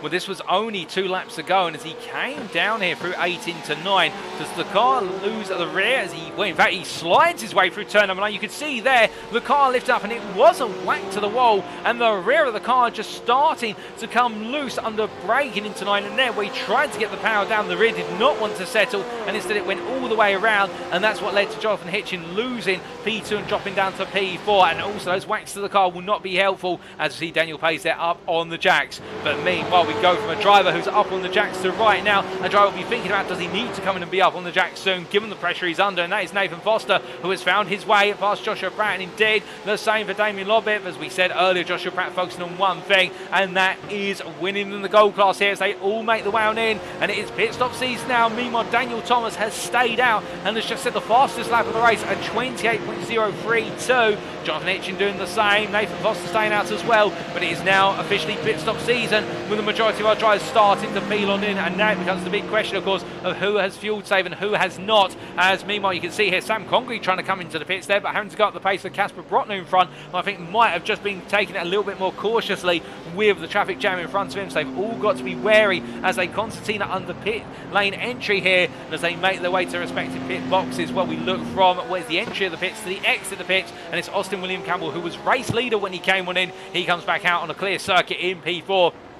And indeed, this circuit going very quiet at the moment as all of our drivers pressing on with their strategies. And of course, strategy is going to take a whole new form in Season 9 with the upcoming changes to the GT3 tyre wear model. We're expecting tyres to degrade much more rapidly, and we'll have to wait to see how that shakes things up. But right now, most of our drivers, I think, trying to run as long as the fuel tanks can go, and then potentially looking at double stinting a set of tyres, and then perhaps making the tyre change on the second stop, or alternatively, making the tyre change on the first stop and then going all the way to the end on that set of tyres they jump to. But as we look to Joshua Pratt making his way up towards speed through turn 2 and down towards 3, we can see here Damien Lobbett just in front and Tyson Melenda behind, and Tyson Melenda going one more lap. He's not coming into the pits yet, so Tyson Melenda out of position at the moment. He will eventually fall back down the order in terms of his relative position, but again, he might be going for this overcut, if you will, on strategy in order to give himself better track position versus Casper Brotner and also Colin Patterson later on in the race. We'll have to wait and see how that plays out, but indeed it has not been the case that every time somebody's gone for the overcut it's worked, nor has it been the case for the undercut. We've seen quite a bit of variety, and speaking of variety here, well, someone who's getting a variety of opponents to pass today, Stuart Brown from Symphony Esports Gold. He makes well the inside of Darren Sharples there for P21 overall, and Brown right now, he's not battling with his gold peers at the moment, but he's still enjoying the battling all the same, as he now goes hunting after Mark Johnson, the bronze leader, as they make the way down. And in fact, interestingly enough, Mark Johnson is now your bronze leader by a margin of what is over Darren Sharples of 4.5 seconds. But critically, we have just had this information fed to us. Daniel Pace, who was race leader in the bronze class, changed tyres in his opening pit stop. He changed all 4 tyres by comparison, having double the pit time compared to his peers where he was stationary. And now we'll have to ask ourselves the question, will Johnson and Sharples be changing tyres on the next pit stop? Well, we'd expect so. And how will that balance out between them? Because of course, Pace will have much fresher tyres at this point in the race, and he can really push them and abuse them, but he will not want to push them too hard, because otherwise he will lose out in the latter stages of that final stint. But meanwhile, speaking of losing out here, has he lost out or has he gained, as Daniel Thomas comes on in, being the longest driver to run on that opening stint alongside Tyson Melenda as he makes around the pit lane. In fact, Tyson Melenda, having taken his stop, has made his way out. So Daniel Thomas, the only driver to go 24 laps before taking his first pit stop. Where is Austin William Campbell by comparison? Well, here is Austin William Campbell, who makes his way quietly up towards turn number 8. And I think it might be close between them, but not too close at the moment, given the fact that the only time we'll really see the two strategies merge and how much Daniel Thomas is gaining through fuel saving, we will see on the final pit stop where he has to take the shorter stop technically. And as they make their way through, Daniel Thomas leaving his pit box there, you can see him in the rear of the camera bravely, and Austin William Campbell retakes the lead of this race. The gap between the two of them before the pit stops occurred was 6.5 seconds, and as Daniel Thomas comes on out of the pit lane here, well, what's it going to be? I think that gap will still be about 6.5 seconds as he gets himself up to speed. In fact, it may be a little bit less, given the fact that Daniel Thomas has had a slightly shorter pit stop compared to Austin William Campbell, only by 100th of a second in terms of that pit time, but every little bit of time gained in the pits is worthwhile, and Daniel Thomas in fact bringing that gap down to 5.5 seconds from 6.5 seconds. He's gained an overall second in this race as he makes his way through 2 and down towards 3 once again. The Cy Anthony not too far behind there, a further 2.5 seconds off. But as we look from the battle for the top 3 down towards what is Stuart Brown here in P21. Well, Brown now going on the offensive versus Tyson Blender, who was one of our longest first stinters as well. And Brown looking for the move here versus the Lamborghini driver as they make the way down the start-finish straight, heading up towards turn at number 1. And as they make the way uphill and into the braking zone shortly, will there be an opportunity? I don't think so at the moment. I think you'll get it on the exit 1 up towards 2, and it's going to be the roar of the Mercedes as we ride on board here with Brown. But is he close enough, given the fact that Audi engine in the back of the Lamborghini definitely gives the Lamborghini a good amount of punch on the straights as well. And as they make the way out towards the braking zone, no way through for Brown at the moment. He's going to have to do it elsewhere on the lap. Alternatively, wait for the next lap as they exit out of 2, and that gap opens up by a further 2 tenths as they now charge down towards turn at number 3. As they make the way on down, we look from them to Joe Newman further up the road, and Joe Newman recently picking his way past Colin Patterson. And in fact, we do believe we may have a replay of that coming up very shortly of how that move was made. But Colin Patterson there trying to hold Joe Newman at bay, but in the end Joe Newman now being released to go hunting after Martin Tillin and John Eddowes. The drivers up the road, of course, Gold Class peers, they're running P5, P4 respectively within the class, and it will be the battle for P13 overall as they continue to go deeper and deeper into this race. But here's the replay of how Joe Newman found his move past Colin Patterson. So it was in the run initially up towards turn number 2, and onto the brakes they went. Now Newman going up the inside here, knowing the Porsche having the stronger brakes, and as they make the way on out, well, I think Newman getting the better run out of the corner as well. But this is where, of course, the BMW straight line speed now starts to come in. As you can see here, Patterson continuing to run alongside, getting his nose initially ahead, but with Newman back on the inside here for SimRacing, he was able to once again exploit the Porsche's stronger brakes and get the move done. And that's how Joe Newman got the move done for P15 as they made their way up towards turn number 5. As we return to the live pictures now and see our drivers press on all the same, we look a bit further up the road to Nathan Foster here, who after his pit stop finds himself at the back of the top 7 platinum drivers, indeed the top 7 all platinum class, as he makes his way up towards turn number 8 with Joshua Pratt just behind. But what's starting to become quite noticeable is how Joshua Pratt is actually losing a little bit out versus Alex Hill. Now earlier on in this race, before Pratt started to fall behind the platinum drivers when he was running comfortably inside the top 5 overall, he did have an advantage of 5 seconds over Alex Hill. But with Hill now only 3.5 seconds behind, that gap is contracting a little bit. We can't read too much into it. In fact, that last lap, Joshua Pratt was at 29.15. Alex Hill by comparison at 29.99. So it does sound as though Joshua Pratt really feeling as though he's hooked in here in identical machinery. Of course, our drivers bring different setups, their driver preference setups. This is not a fixed setup series, so our drivers bring the setup they like to the circuit and indeed look to exploit it as much as possible. But Joshua Pratt right now definitely in a happy zone, and also on top of that he does have one additional thing going in his favour, which is he does have the tow of Nathan Foster he can work with, whereby he can use that to exploit a little bit more time on the straights and also do some fuel saving, which will benefit him in his second pit stop later on, which we'd expect should occur sometime between 55 and 75 minutes into this 90-minute race. But as our drivers come roaring on through, we do look from Joshua Pratt to where's Sam Congreve further back down the order, running P17 at the moment. And the SimRacing Mercedes driver, after a great start to his race, where he jumped quite a bit up the order in rapid succession, has now started to find himself hitting a bit of an impasse with regards to the silver and bronze drivers around him, particularly Colin Patterson here, as he tries to find his way past the BMW. And the problem with the Mercedes is that I think we're seeing here is the Mercedes has got it all in the straights, but when it comes to the corners, the BMW, with its similarities on the straights and also stronger cornering ability, it's just keeping Sam Congreve at bay. And Colin Patterson doing a superb job here in P16, P3 in the silver class, as he looks to keep the platinum driver behind as they make the way through 7 and up towards turn number 8. But of course, what can Sam Congreve do to potentially unblock himself from this situation? Well, firstly, he can look to that second pit stop, albeit the second pit stop is somewhere in the region of about 20 minutes away. So that might be a bit of a long-winded wait, and that's going to cost him a lot of time in his overall race circumstances. So what instead he has to try and do is look to min-max the exits out of these slower corners, such as turn 1, turn 2, and also turn 3, where he needs to try and get back on the path as soon as possible and really carry the speed, or goad Patterson into a mistake, and Patterson goes wide there, and now will we have a slowdown to contend with? I don't think he's showing any signs of doing it at the moment. Instead, he defends there on the inside, in towards turn number 2 they go, but Congreve here being given the inside line. He's going to go for the move as Patterson backs off there. I think he might give the space up, given the fact he's not gone for the cutback, and Sam Congreve finds a way on through after Patterson's error through turn number 1. Sam Congreve up to P16, but as they power their way down towards turn number 3. Now Casper Brotner will be looking at this and thinking, okay, well, he's made one mistake already in terms of Colin Patterson. Can I get him to make another mistake now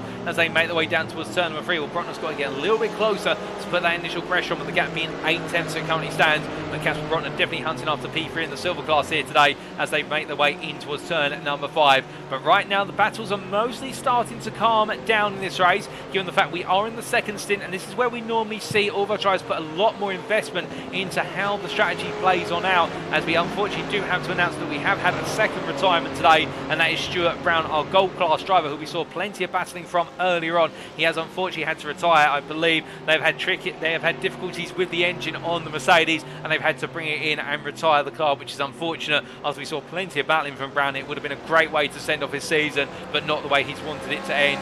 But as we continue to focus on the 23 drivers who are still running, with all the drivers minus Jeremy Grant on the lead lap. Jeremy Grant a lap down in P23. We look a little bit further up the order now to what is Joe Newman at the head of this pack of 4. He is, of course, ahead of Sam Congreve, Colin Patterson and Casper Brotner. And right now, Joe Newman, well, he's been caught up to by Sam Congreve, but in return, Sam Congreve being caught up to by Colin Patterson here, as Patterson all over the back of Congreve. Does he look for the move into turn 2? No, he does not. He just puts the pressure on here. And I think the problem for Patterson is, I think there's a bit of patience that's running thin in the fact that he does have Brotner right behind him now, and Casper Brotner is only half a second off, and half a second on these straights is not much to play with as they make their way down towards turn number 3 once again. As they come charging on down and onto that braking zone, this is where we are seeing that Sam Congreve, just struggling a little bit to stay with teammate Newman as they make their way up towards 5. And of course the Porsche having the handling characteristics that the other GT3s would absolutely crave as they make their way up towards turn number 6 and 7 and in quick succession. But as they make their way through the left-right sequence, we look a little bit further up the field to P5 driver James Acklam here, and well, after a difficult start to his race, which saw him drop a long way down, he was the first of our drivers to come into the pits with a very quick stop, only a 20-second stop, and he has gained as a result of it. He's come back out in P5 after really coming into the pits, being in the battle for P5. He was P6 at the time, and he's jumped into P5 ahead of Damian Lobbett and Nathan Foster by simply picking the right time to pit and then using the undercut to leapfrog him ahead. But of course, this will come back to bite him later on in the race, where he may not be able to go as deep into the race on this second stint compared to his peers, and then that means he will have to have a more conservative final stint if he hasn't got the fuel to naturally get there on full push, i.e. 100% engine power. So Acklam right now, I think, having to tread a fine line between push and pull in terms of his pace. Reining it in may go well here, but of course Damian Lobbett being only 7.5 attempts behind, that will compromise him in terms of how much room he has got to play with over the course of this second stint. But as they make the way through turns at 6 and 7, Joshua Pratt a little bit further behind here, running currently in a P8 but still gold leader. And in terms of pace, Joshua Pratt on that last lap of 29.51, Alex Hill, who you see in the rear of the picture there, continuing to try and close him down, a 29.19. So right now Alex Hill does seem to have a little bit of pace up his sleeve with regards to being able to chase after Joshua Pratt, but of course it can go either way here. We're only just reaching the halfway point of the race now. We've still got another 45 minutes plus the final lap to go, and on that lap Joshua Pratt and Alex Hill setting near identical lap times, only separated by 1/100th of a second. and that 100th going in the favour of Alex Hill. So Hill not having anything guaranteed for him right now as he powers his way up towards turn at number 2. I think for Joshua Pratt, he is trying to balance out how much pace he deploys versus how much he keeps in reserve and tries to save even more fuel to give himself safety on the strategy stakes. But as we look from Alex Hill to Sam Sherwood a bit further back, Sam Sherwood being gradually closed up to by silver leader David Larson as they make their way out to turn number 2. And David Larson, who we haven't really talked about too much since the start of this race, having a good start to his race, gaining the place, and since then really has nestled down into leading the silver class. Of course, after Matthew Whitefoot's error coming out towards the final corner, well, not out the final corner, my apologies, that was Jonathan Hitchin. Matthew Whitefoot's error as he came out of turn number 5 and into the wall there, dipping the tyre wide. And what we can see here, Sherwood going a bit deep coming out of 3, and as a result losing the place to Larson, who now puts himself up into the overall top 10. But the point being, the number 306 driver in the Symphony Esports white BMW M4 enjoying one of his strongest races of the season here, where he's just running to a good pace and making sure not to overextend the car. And well, he does have a bit of pressure building from behind. And here is Stephen Masters, the privateer in the number 19 Porsche, currently P2 in the silver class. Didn't have a strong qualifying session, but he's having a stronger race session. There's no question about that. And right now he is only 2.5 seconds off of silver class leader Larson, and albeit separated by Sam Sherwood, the gold class P3 driver, as they make the way on to the next lap. And for Masters, of course, given the Porsche does not have the straight line speed advantages of its peers, and instead it has disadvantages, what I think Masters is having to do here is think about how much he can push through the latter half a lap. So really from turn 5 onwards, that's where the Porsche goes stronger here compared to some of its adversaries, but it loses out on the straights all the way through turn 1 to 2 and 2 to 3. And so Masters, I think, is playing the longer game here of trying to use strategy to creep him closer to Larson, and this stint may be one of those stints where he's really got to back it off unless he's in that cornering section from turn 5 through to 9, and that's where he's going to push as much as possible. But meanwhile, further back, we can see here two drivers who are not backing off by any means, and it's Eddowes versus Tilling, as Tilling gets his nose in briefly, and Eddowes goes deep there in reaction, and as they make the way out of turn number 2 and down towards 3, I think Martin Tilling there being a little bit cheeky in terms of going for the move and then backing out of it at the last moment, but Eddowes fell for it, and as a result, they made their way down towards turn 3, and it's now Martin Tilling P4 in the gold class there, P13 overall, and John Eddowes losing the place. But Eddowes, I think, being caught out there by surprise as the Tiki Simsport Toa driver now will be looking at him thinking, okay, I've got to try and get him back somehow, and he might just look to do the same into turn 2 on the next lap. But as they make the way into turn 6 here, of course, both of them in the BMW M4, it all comes down to the driver and the setup they've run on the car, particularly how much downforce they're running, which will make the difference between the straight line performance and the cornering performance here. But as they make their way into turn number 8, I think they're running quite similar amounts of downforce for the simple reason on the straights there's nothing between them as they make their way through 8 and down into 9. As they come to the end of this lap, we look from them up to James Acklam, who's already gone on to the next lap, and we can see here James Acklam under pressure from Damian Lobbett as the BRM racing driver there, a little bit unsettled over the curve, the apex curve in particular, turn 2, and Lobbett's going to have the opportunity here, but he's going to be made to go all the way around the outside. He's going to have to work for this as he comes on down towards turn number 3. Lobbett on the right of your picture, Acklam on the left of your picture, and as they go past our cameraman here, Acklam trying to hold the inside, make sure to go as late as he can under braking to ensure that Lobbett cannot close the door onto the apex curve, and as they come out of 3, side by side through 4 and up into 5. Well, Lobbett's going to have the inside here under brake, and that's where you want to be into 5. It's hard to hold it all the way round. Acklam's still there by a nose, but in the end he has to back out there, and Lobbett gets the move done. A nice move from Damian Lobbett, and to be fair, brilliant racing between the two of them. Great respect shown as they now make their way through 6 and 7, but Damian Lobbett gaining another place here and trying to make the charge happen as they make their way in towards turn number 8. Meanwhile, further back, we see here Sam Sherwood continue to try and pressure David Larson now after losing out versus Larson moments ago. Trying to come back to the overall top 10. Of course, it will be no change in class position, just overall position as they make the way down into turn number 8, going through Jochen Ring corner here, and as they make the way in towards the A1 ring corner of turn number 9, we can see Sherwood so close upon corner exit, but he's not quite able to get the traction he so desires in order to make the move into turn number 1. I think the bigger emphasis will be on making the run out of 1 and converting it into a move into turn number 2 as they come through the right-hander. As they come out of the corner, you can see Larson being caught slightly on the sausage curve, the rear left tyre dipping beyond the curb. He's got to be careful of that, of course. It will unsettle the car a little bit and take away a little bit of the initial traction on corner exit as they make the way up. Sherwood just not gaining in the draft here whatsoever versus Larson. And meanwhile, Stephen Masters is creeping closer. In fact, Stephen Masters in the last 3 laps has brought that gap down to 1.6 seconds. It has contracted by a whole second compared to when we last double checked that gap. And now Stephen Masters definitely has got his sights on that silver lead, albeit he's got 1 goal drive between himself and David Larson, but I think he'll not be too phased by that. He'll know it's just a part on the task to victory as he makes his way through turn number 3. But as they come on through, things have settled down behind as John Eddowes has fallen a bit further back off of Martin Tilling in the hunt for P4 in the gold class here, and the Tiki Simsport tow driver not able to find that comeback at this point in the race, instead having to opt to wait and be patient here and be the patient hunter as they make the way on down and in towards what is turn number 5 as they roll the way on down the hill and into left-hander, staying close, but no Sakar at the moment as they go on the offensive. But as they make their way onto the brakes once more, Eddowes staying close as they head up towards turn number 8.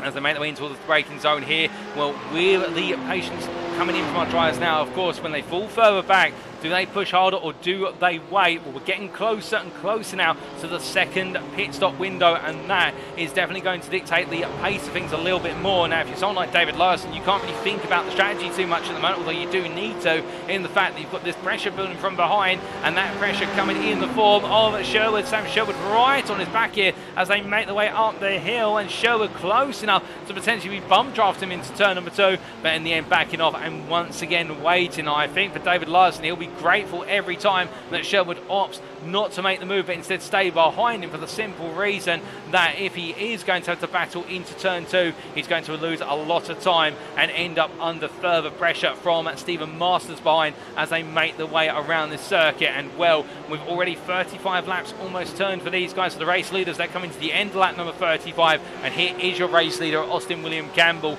Now, of course, with so many laps turned for our drivers, they're having to get into that ribbon more and more, and also focusing on not becoming hypnotised to the circuit. And what do we mean by that? When these longer races, when you're racing an hour plus, normally, of course, you're turning so many different laps at the given circuit and you're trying to get into that rhythm, trying to get that focus, but at the same time as well, you can end up in that state of hypnosis whereby in the end you're doing things through the motions and you're not really realising it as a driver. It all becomes instinctual, but if you let it become too instinctual, you can be prone to some errors whereby there's a brief lapse of concentration and then your mind does kick in. But right now, we're not seeing anybody make any major errors, a couple of minor off tracks, but nothing too heavy, as we see Sam Sherwood here battling for P10 with Larson once again and continue to stay behind the silver leader as they make the way through at turn number 1. But as they roll the way up the hill, you can just see Sherwood just not quite close enough to go for the move again. As they come up to the braking zone here for Remus Corner, Stephen Masters meanwhile looking up to 1.9 seconds back now, and for Masters here, I think he'll be hoping that he can see Sherwood battling with Larson a little bit more later on in this stint, because right now it's not going the way Masters wants it to go, given the fact he brought the gap down to 1.6 seconds and now he's been made to wait to close that gap down even further, given he is a little bit at the mercy of the drivers in front, not opting to fight. And meanwhile, whilst he's waiting for a fight, we look to one driver here who's got to be conscious of the fact a fight could be coming his way, as Damian Lobbett continues to have James Ackland behind him, and of course James Ackland being passed by Lobbett only moments ago, but Ackland not going away as they make the way into turn number 8, and into the pits comes Jonathan Hitchin from P4, so he's decided to come in for his second and final stop today, as we see Daniel Pace there getting a little bit sideways coming out to the final corner, having to reset the car. But as he comes on through here, Pace of course with the blue flags wave, and he pulls over to the right at late notice there, but moves out of the way just in time. And as they come on through the corner, Daniel Pace there now getting himself back up to speed, and well, of course running P3 in the bronze class here on P22 overall, but he's on an alternate strategy compared to everybody else. Now, what do we mean by that? Well, he was the only driver in the opening pit stop to take tyres, whereas everybody else has opted to take fuel. And what this means for Pace is that whilst he's out of position right now in terms of he's down in P3 in the class, we could expect him to surge back on through into the lead of the bronze class, depending on how Darren Sharples and Mark Johnson have applied themselves in this second stint. So it will be swings and roundabouts in terms of the run of the drivers, but we'll have to see who will come out on top as they roll the way on down around here with 35 minutes still left on the clock. But for Page, he's got to be hoping that his strategy now pays off for him as he makes his way into turn number 5. And of course, not to try and make a pun of his name here, but he's got to have faith that by taking those tyres early on, it is going to work out for him in the long term. But of course, those are the gambles you go for, and you can't see whether they're going to work out or not until you're there on the final stint and you know where your place has been updated to. Whether it be the leader of the class, second place, or third place of the class, we'll have to wait and see as he comes through turn number 8 once more. But meanwhile, he makes his way on down and around. Let's give you a quick recap of who your leaders in the classes are at this point in time. Well, firstly, we start with the Platinum class here, and also your overall leader, and that is Austin William Gamble, leading by an advantage right now, 2.8 seconds, but that advantage is slowly being cut into. And as we bring up the relative lap times here, in fact, we can't quite bring you those lap times up at the moment, but there are Austin William Campbell's lap times by comparison, and I think we may then be able to see Daniel Thomas's lap times by comparison, and here you go. And what you can see here as they make the way on down towards turn number 3 is that for Daniel Thomas, he has been gradually closing that gap up by about 2/10 on average a lap as they've been progressing over the last 5 laps. And Daniel Thomas right now, arguably the man on a mission here to get the jump on Austin William Campbell in the latter stage of this race, particularly in that second pit stop and how it plays out. So remember, Daniel Thomas completed what was more laps than anybody else on that first stint, taking 24 laps, whereas most took 22 to 23. And so Daniel Thomas does have the later stints in his advantage in terms of he may not have to spend as long in the pits on this final pit stop as they come on down. But those are the lap time comparison between them as he makes his way on down towards turn number 2, and then Cy Anthony here in P3. That's your top 3 in the Platinum class and your leaders of the class. And Cy Anthony has dipped away a little bit from the battle for P1, P2, and is focusing, I think, at the moment more for bringing home that P3 for Symphony Esports Black.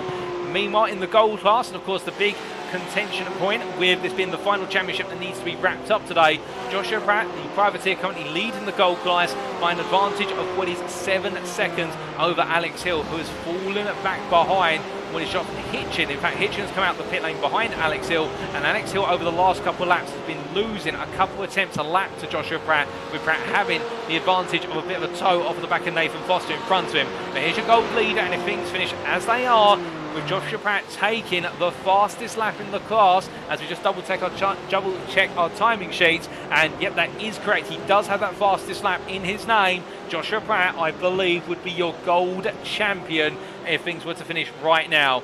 Meanwhile, P2 in that class, P9 overall. Here is Alex Hill, who will need to make sure he finishes P2 as a minimum, and he also needs to steal back that fastest lap bonus point in order to be able to potentially have the championship in his hands. But it's all going to come down to that final stint as he makes his way into turn number 3 and not quite been able to match the pace of Joshua Pratt over the course of today so far, where it's been in qualifying, alternatively under race conditions. And then the final driver on the provisional gold podium as it currently stands would be Sam Sherwood, currently running in the rear of the picture here of the BMWs. He's running P11 behind David Larson, your silver leader, and the BWT Motorsport driver has been stuck behind David Larson for the last few laps, and I think he's been trying to do as much fuel saving as possible in order to try and get the jump going on to the final stint.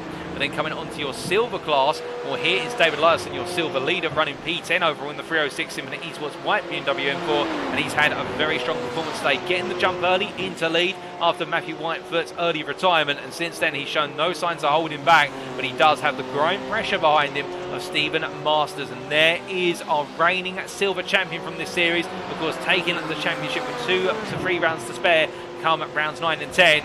The privateer here making his way up towards turn number 1 right now, and within attacking distance, 1.5 seconds between himself and David Larson. And that for him now means he will be getting a distant double toe on these long straights, and the Porsche will no longer find itself at a straight line speed disadvantage by default. Meanwhile, P3 in the silver class and enjoying a strong performance here, but he's got to be wary that people's not far behind, as you can see both on the camera. There's Colin Patterson for Tiki Simsport tow in the 737 BMW M4, and he's got Casper Brotner for company 2 seconds back. As you can see, Brotner there in the rear of the picture continuing to try and stay close and bring that gap on down. As the bronze class, we're only 3 drivers in attendance today. We have Mark Johnson currently leading, but of course here we have the interesting strategic question, which is that whilst your leader of Mark Johnson and also second place driver Darren Sharples have pitted and only taken fuel in their first pit stop, Daniel Page did not just take fuel, he also took tyres in that first pit stop. And what that means is that Mark Johnson and Darren Sharples currently are ahead of Daniel Page based on track position. But are they ahead on strategy? And that's what we're waiting to find out the answer to. As Darren Sharples here having a difficult race today, not strong in qualifying, and the pace in the car not there with him here in the race either. That Mercedes just not comfortable at this circuit by looks of things in Sharples' hands.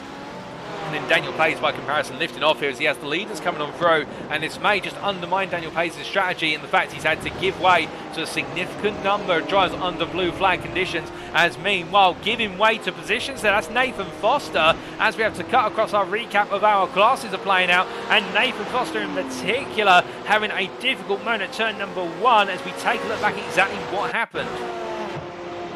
Was he under pressure? Now, Joshua Pratt was getting a bit close in the run-up towards turn number 1, but I think this is all Nathan Foster's own doing, and the rear goes, and Joshua Pratt there to react, and Nathan Foster in the end just having a spin and gets the car out of the way immediately, and that's unfortunate for the simracing driver who was enjoying a very good run in what was P5 at the time in overall, and P5 in also the Platinum class, and he now finds himself down in P6 in the Platinum class behind Jonathan Hitchin, who has taken his first stop already. In fact, I believe Jonathan Hitchin's taken his second stop, although, correct me if I'm wrong, no, in fact, Jonathan Hitchin, as we look to our data table, which you can't see, of course, on the screen, ladies and gentlemen, we did see Hitchin come into the pits only moments ago. That has not been registered as a pit stop. I believe that may have been a drive-through penalty for track limits, and of course, this circuit tricky on track for limits, as we see Nathan Foster losing the rear of the car again, and that's going to cost him very dearly now, as he will drop outside of the top 10 for the first time today. And well, those rear tyres, I think, on that Porsche are absolutely knackered, as he now brings himself back up to speed again.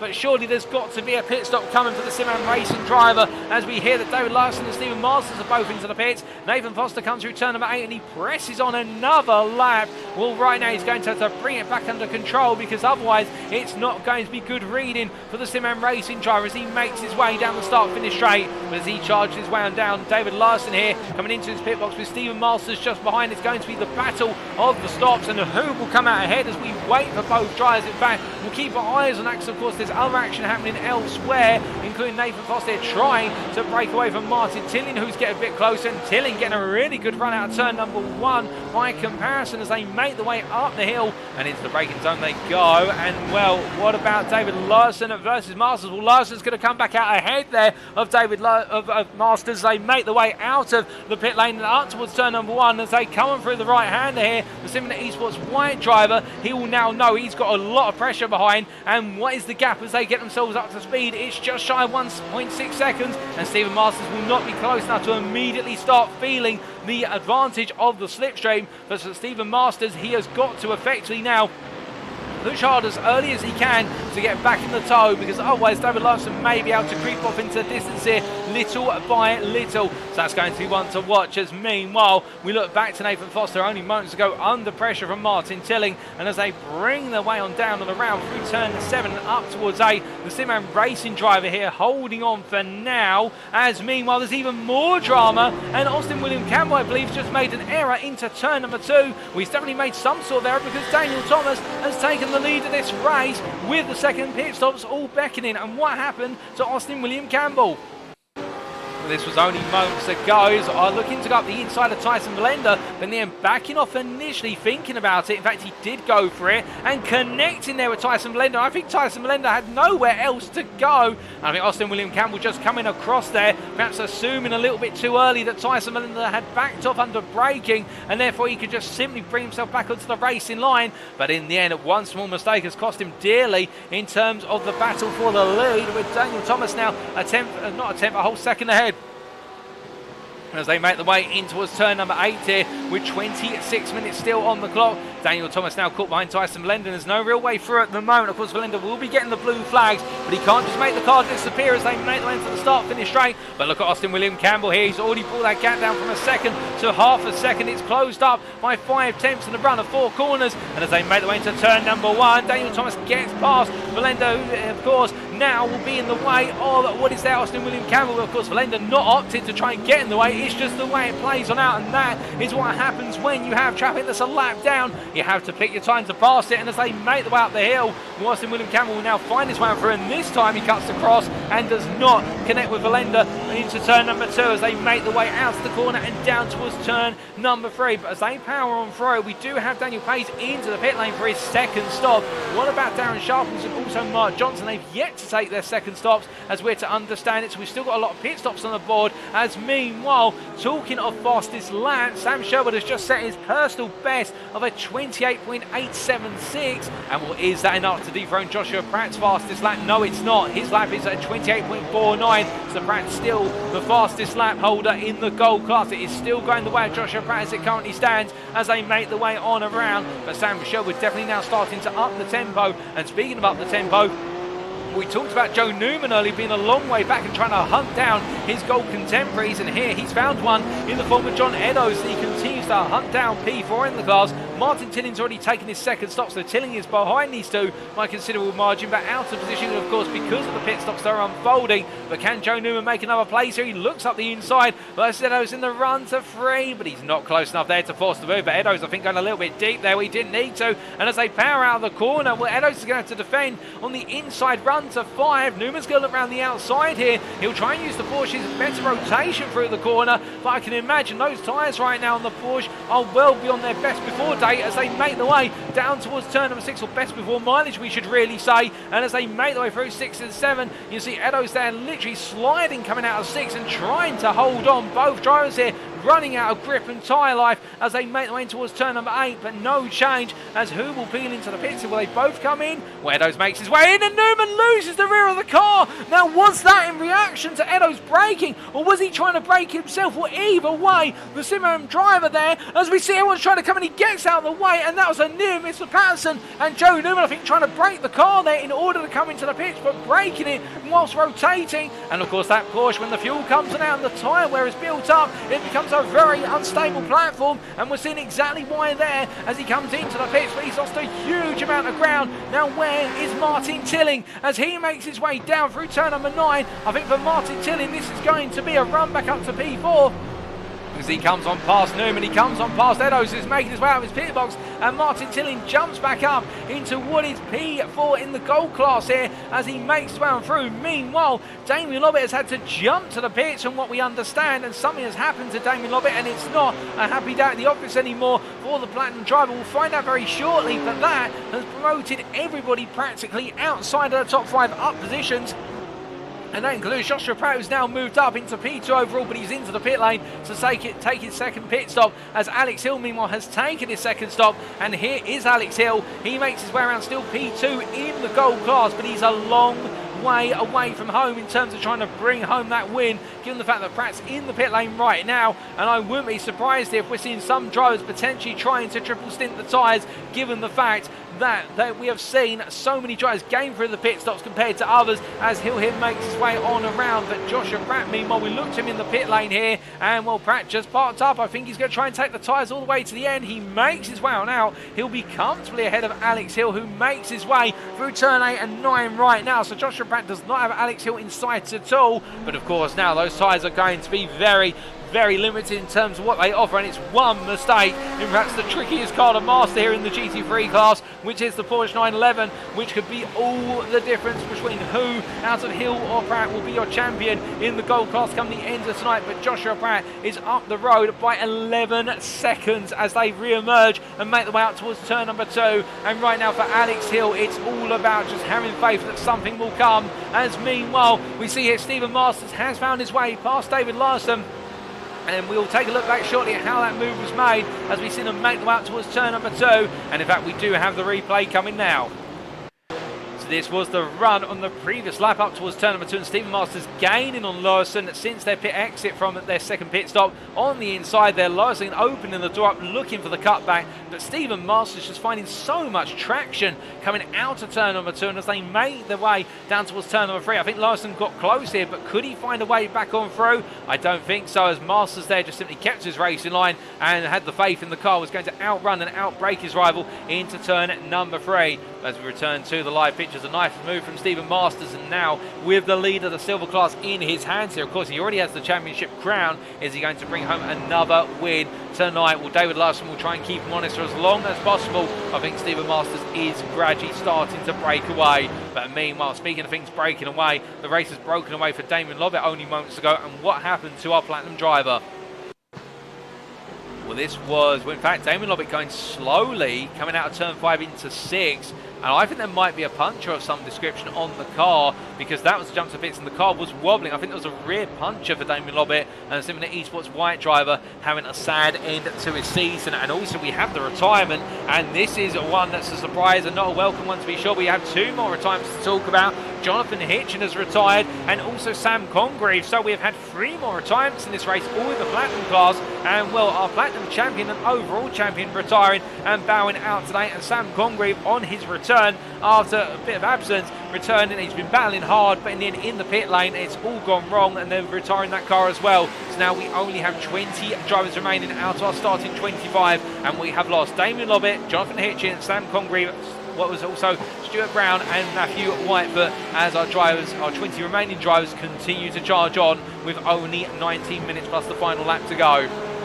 As they come on around, we look to Daniel Thomas here, your race leader, who has just set the fastest lap of the race overall and in class at 27.86. The only driver to set a 27 in race conditions so far, and it goes to show you, I think, how Daniel Thomas once again has played a strategic masterclass in terms of when he's chosen to pick, going long on that first stint, going relatively long on the second stint as well, and now he has got track position to play with, and everything is going his way with all of his contemporaries having difficulties. But of course, he's still got his, in fact, he's still got his second pit stop to go. I get ahead of myself there as we double check our data screens. That 35-second gap, as I look at it, it looked a bit anomalous, and as he makes his way on in, well, now time will tell as he comes on down, because he's just put in the fastest lap of the race, and that's a sign for him to come into the pits and see whether he can jump ahead of Austin William Campbell. Now, where is the driver Austin William Campbell? He's making his way right now, coming through turn number 5 and down towards 6 as Tyson Melinda also into the pit lane,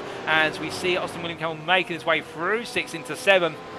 And it's going to be close between the 2 drivers. I think, however, Daniel Thomas may have done enough here, as we do see the 555 car of William Campbell making its way up towards turn number 8. And well, in the rear of the pitch, that is Casper Brotner, currently running P5 in the silver class, having made his second stop of the day already. And as Campbell makes his way out the final corner, Thomas is leaving the pit lane, makes his way on out, and Austin William Campbell halfway down the straight now as he crosses the start-finish line. I think Daniel Thomas is going to get the jump here, because they make the way into turn number 1. Thomas is already leaving the pit lane. Meanwhile, William Campbell gets himself up to speed. Now, how close will he be as he makes his way up towards turn number 2? It's going to be a long run here, but still that gap, as he came out of turn number 1, was 3.5 seconds. I think the gap's going to be about 2.5 seconds by the time they exit turn number 2. And, well, that is a huge jump for Daniel Thomas, and Daniel Thomas has made it work. He has made the longer stint work to his advantage.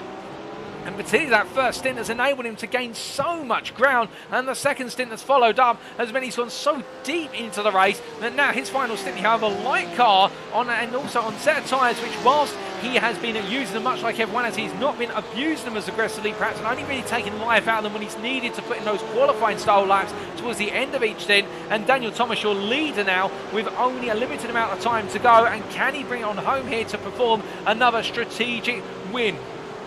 As he makes his way through turn 6 and into 7, he will believe he can for BWT Motorsport as he makes his way out of 7 up towards 8. But the question for the Welshman is, has he got enough in the tank? Indeed, that's the question for all of them, of course, because nobody will want to underfuel in the feature race. We have seen that this season a couple of times, and as he makes his way down through 9, we look to Alex Hill, meanwhile, who finds himself closing up gradually towards James Acklam, who's running P5 overall, with Alex Hill P6 overall, but more importantly for him, P2 in class, in the gold class. And well, Joshua Pratt, by comparison, currently the best part of what is 13 seconds up the road. So it's definitely going the way right now of Joshua Pratt for the win today. And indeed, with the bonus points currently sitting as they are, both bonus points for the fastest lap in the race and also for pole position will go to Joshua Pratt, and that would be enough to overturn the tables at the final hurdle. But Hill continues to charge on here for Tiki Simsport as they make their way down towards turn number 9, and the 276 driver here continue to dig deep and only focus on one thing, which is get the car home and don't make any mistakes. And that's all you can do, because of course Lady Luck can give and take over the race distance, and it's not over until that checker flag waves and you've crossed that finish line. And meanwhile, Joe Newman here, well, he has definitely been in the battles today, and as he looks for a way past Colin Patterson to gain overall position, P13 overall he's going for here, and you can see Patterson on the outside here as they come down to turn number 8. Newman not close enough to go for the move, but we ride on board here with the Porsche driver as he tries to find an opening going on to the next lap. Now coming out to turn number 9 and making their way up towards 1, and once again tucked in close behind in the number 97 Porsche. As they make their way up the hill, you'll see here not the advantage of the Porsche under braking initially, because he wants to get the run here out of 1, but you'll see Colin Patterson goes deep and Newman gets very close, and well, I think he was trying to size up a run on the straight, but now it's going to be a side-by-side run instead. And as they make the way out, you can see they're giving one another plenty of space here, social distancing in effect on the circuit, you could say. And as they make their way under braking in towards turn number 2, Newman defends there in the middle of the road, gets the move hooked up, and I think Patterson there are two minds whether to really fight it or not, given the fact he'd made that error. But Joe Newman, regardless, makes his way up into P13 overall, and now he's got a 13.5 second gap to close down to John Eddowes. And of course, the reason why that gap has opened up so much is because of the mistake Joe Newman made earlier, which we saw where all went horribly wrong for Newman, and he tried to press on all the same as he was coming out of turn number 8 to go into the pits. The car came loose, and that's what's led to him falling a long way back from the battle for P5 in the gold class,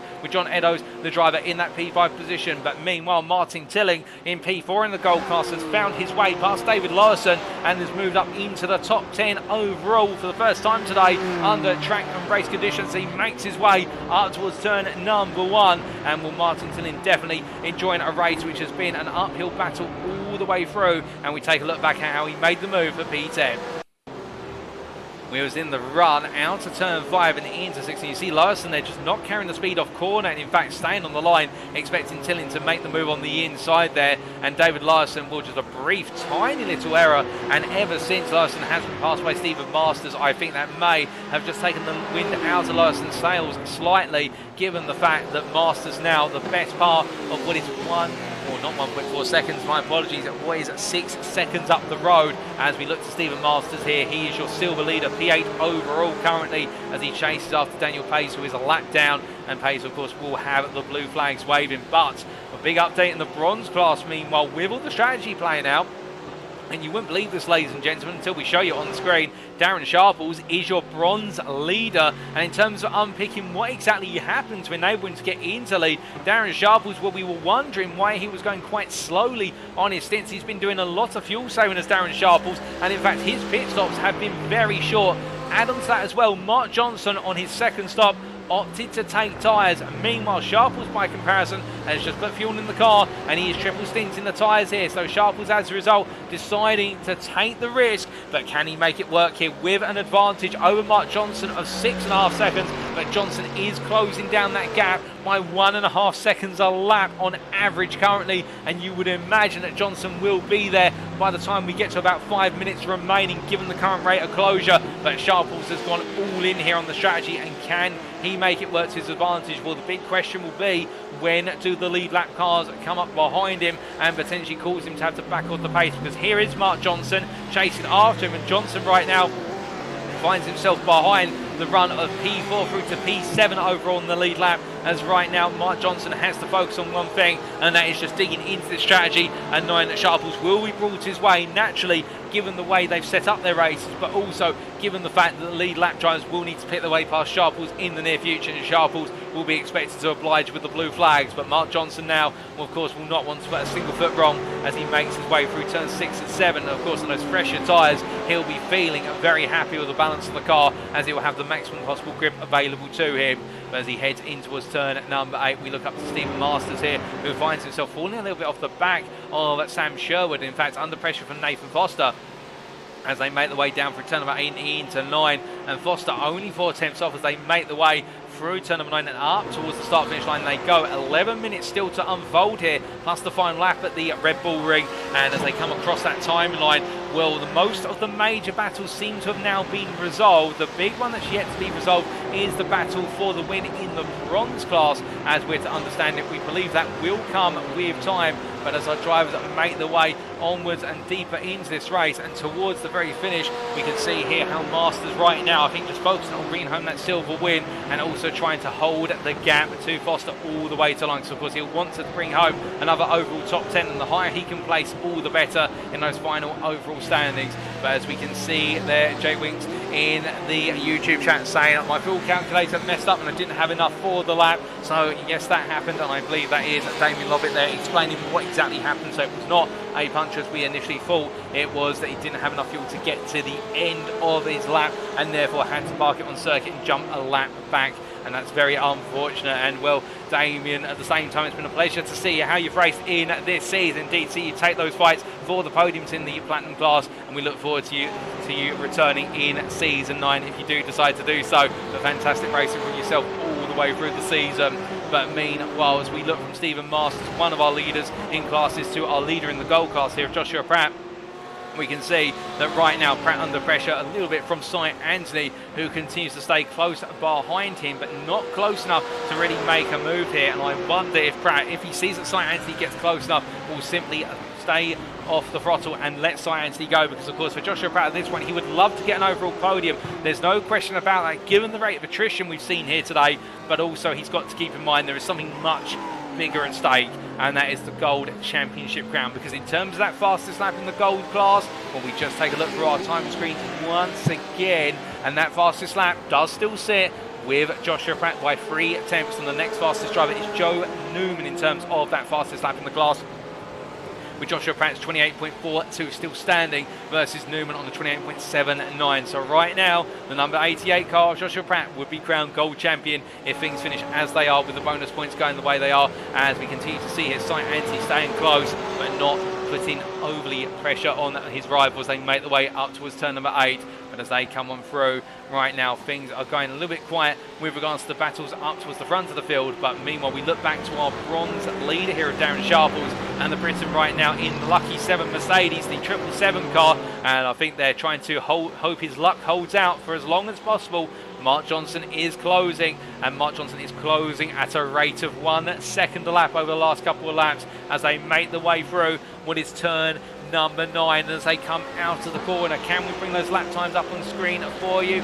No, we can't quite bring those laps up for you as they come across the timeline, but what we can show you is that it's the relative of Sharples versus Tyson Blender in front, and Tyson Blender almost pulling entire seconds on some occasions over Sharples. And again, that goes to show you that Sharples right now running on a much slower pace by comparison with those around him, as he is trying to eke out the Mercedes on this third stint on the same set of tyres, and trying to also make sure that fuel tank lasts him all the way to the end. He's been very tactical about the racing today, but will these tactics play out the way he wants them to? As meanwhile, we see here Cy Anthony finding his way past Joshua Pratt for P3 overall, gets the move done. How did it happen? Let's take a look back. Well, we can see there Pratt defending on the inside into 3, so he made, in turn 2 we should say, so he's made Cy Anthony have to work for it, and in the end Cy Anthony's had to bank on the run down towards turn 3, being on that outside line. You can see Pratt backing off there and back onto the rear of Cy Anthony, but as they came down the hill, then coming back under braking, and Pratt trying to go round the outside, but Cy Anthony there giving him the space to do so, but also making the point that you're going to run out of room eventually, and therefore Joshua Pratt backing off the car. But Cy Anthony now up into the final of the overall podium position, as we return to live pictures of the pair as they make the way onto their 56th lap turned on the circuit under race conditions. But as they make the way up towards turn number 1, we look from the battle for P3 overall back to Darren Sharples here, and well, here is Darren Sharples. There's Hilbine, then there's Sherwood, and then there's the danger man of Mark Johnson, who continues to inch closer and closer to his rival with every lap turned. And as they make the way up towards turn number 1, with Johnson right now on that last lap, it was a 29.43 versus what was for Darren Sharples a 30.46. The gap continues to come crashing down, and as they make the way up towards turn number 2, we can see here in terms of, well, in fact, we're going to get the time delta between Johnson and Pace here. Unfortunately, we can't get the data between Sharples and Johnson, but you can see how over the last few laps Johnson has been running away from pace with a sizable gap building up, and we'll converse if we were to flip that graph around to show you exactly how Johnson is closing up to Sharples. You can imagine that gap will be getting smaller by a significant chunk each and every lap as they make the way down through turn number 3 and up towards 5. The number 11 driver continuing to go on the offensive here, but of course the challenge for him is he has got 2 lead lap drivers to pick his way on through.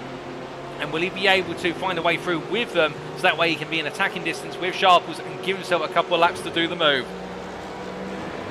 As they make the way out of turn 6 and 7 and up towards 8, we can definitely see the Sharples right now. He will have the blue flags waving at him, but I don't think he wants to give way if he could afford to do so, because of course when he has to give way it's going to cost him a huge amount of time. So we briefly lose him, he reappears. A little bit of a latency issue there, but that seems to have been resolved rather rapidly as he comes into the start-finish straight. You can see Mark Johnson hugging the rear of Sam Sherwood coming up the final corner, and well, for Johnson here, he'll want the toe as much as he can, but of course he has the risk, which is if he tries to make a move on Sherwood, making a move and unlapping himself for a brief moment, he'll get the wrath of the blue flag wavers, but also on top of that he'll have the challenge then of losing time in trying to make the move. And Sharples right now being given more time to play with here with only 5 minutes to go, given that gap is currently 1.7 seconds under braking into what is turn number 2. But as they come through, Remus Sharples has to go slow with Hill going around his outside, and now with Sherwood getting a good run here, well then it's going to be a clear run for Johnson in the battle for the win in the bronze class. They make the way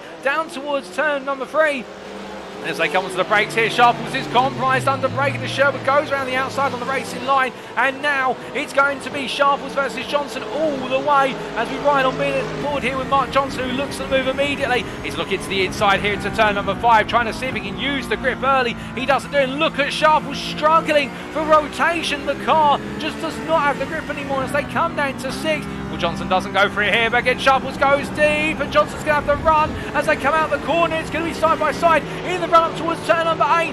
It's going to be Sharples defending on the inside, Johnson on the outside, but Johnson's already got his nose ahead. But the Mercedes is going to come back strong under the offensive here, and as they come into the corner, Johnson sails around the outside, and Sharples, I think, has to let it go as they make the way through turn number 9, and Johnson takes the lead of the bronze class with only 3.5 minutes to spare. And we'll credit to Darren Sharples. He tried to find a strategy that could make it work, whereby he has literally gambled everything on running to a lower pace compared to the rest of the field, but in return taking track position. And I think he'd be thinking if it were not for the fact he's had the lead lap runners come through at the most inopportune moment, he would still be ahead onto the final lap, but it's not been to be. And Mark Johnson will wrap up, assuming that things stay as they are, he will wrap up his championship campaign and indeed that bronze crown with the cherry on top, which will be the win at what is the Red Bull Ring circuit here in Austria. But still, there is time to go. There's still 3 minutes on the clock, and anything can happen. Let's make that clear until they reach that checkered flag. And speaking of anything that can happen, Si Anthony, after making the move for P3 overall versus Joshua Pratt, now on the final step of the overall podium. He's still got Pratt close behind him. I think Joshua Pratt here has got to balance the risk versus reward in terms of, does he try to make an attack for P3 right at the end, or does he focus on the thing that he'll want most, which is the win in the Gold Championship? Well, of course, as a driver, you want both. But I think here he just has to stay close behind and think, right, I can't afford to make any mistakes, given that everything has gone his way today so far. He's got every bonus point. He's got the win on the table here, and he's only separated from it by 2 more laps, including the one they're on, as they make the way up the hill. You can see Tyson Melenda there a lap down, opting to stay on the inside line and well clear of the lead lap runners as they make the way up the hill and into Remus corner. As they come through, 2 minutes remaining, and where is our race leader? Meanwhile, Daniel Thomas, well, here he is, and currently extending his advantage over Austin William Campbell to 7 3/10 of a second as he makes his way through turn 6 into 7. And right now the BWT Motorsport driver looking firmly on course for what will be the win in the Platinum class to wrap up his championship campaign, and indeed that run to P2 in the Platinum Championship as he comes on down through the final corner here. And well, will this be the final lap, or will there be one more? I think we may have 2 more laps. It will be 2 more laps. He crosses the timeline with just over 1.5 minutes to go, and his pace is running in the 28, so we will see 61 laps turned here in this race. And could that mean that some drivers may not have enough fuel to get to the end? They may have banked now only been 60 laps of racing, but Daniel Thomas has upped the tempo and is going to squeeze one extra lap in there, unless there's an error on this lap where he decides to back it off. But meanwhile, Joshua Pratt continues to stay close to the back of St. Anthony, the closest battle on circuit right now, and indeed for overall podium position. But otherwise everything has calmed down in terms of those battles, and with 2 more laps on the clock, or 1, depending on what Daniel Thomas decides to do. Now everyone's going to be thinking about how much fuel they've got left, and speaking of moves that are outstanding, well, we can see here that Nathan Foster has found his way through, and Stephen Masters, what on earth has happened to Stephen Masters? Brings himself back up to speed, and where is David Larson? Well, David Larson is still behind. He's just behind in the picture as he comes through. Well, it's the final corner, but Larson can see his rival to the end, but Masters having a late bit of drama on turn number 8. What exactly happened? Here we find out.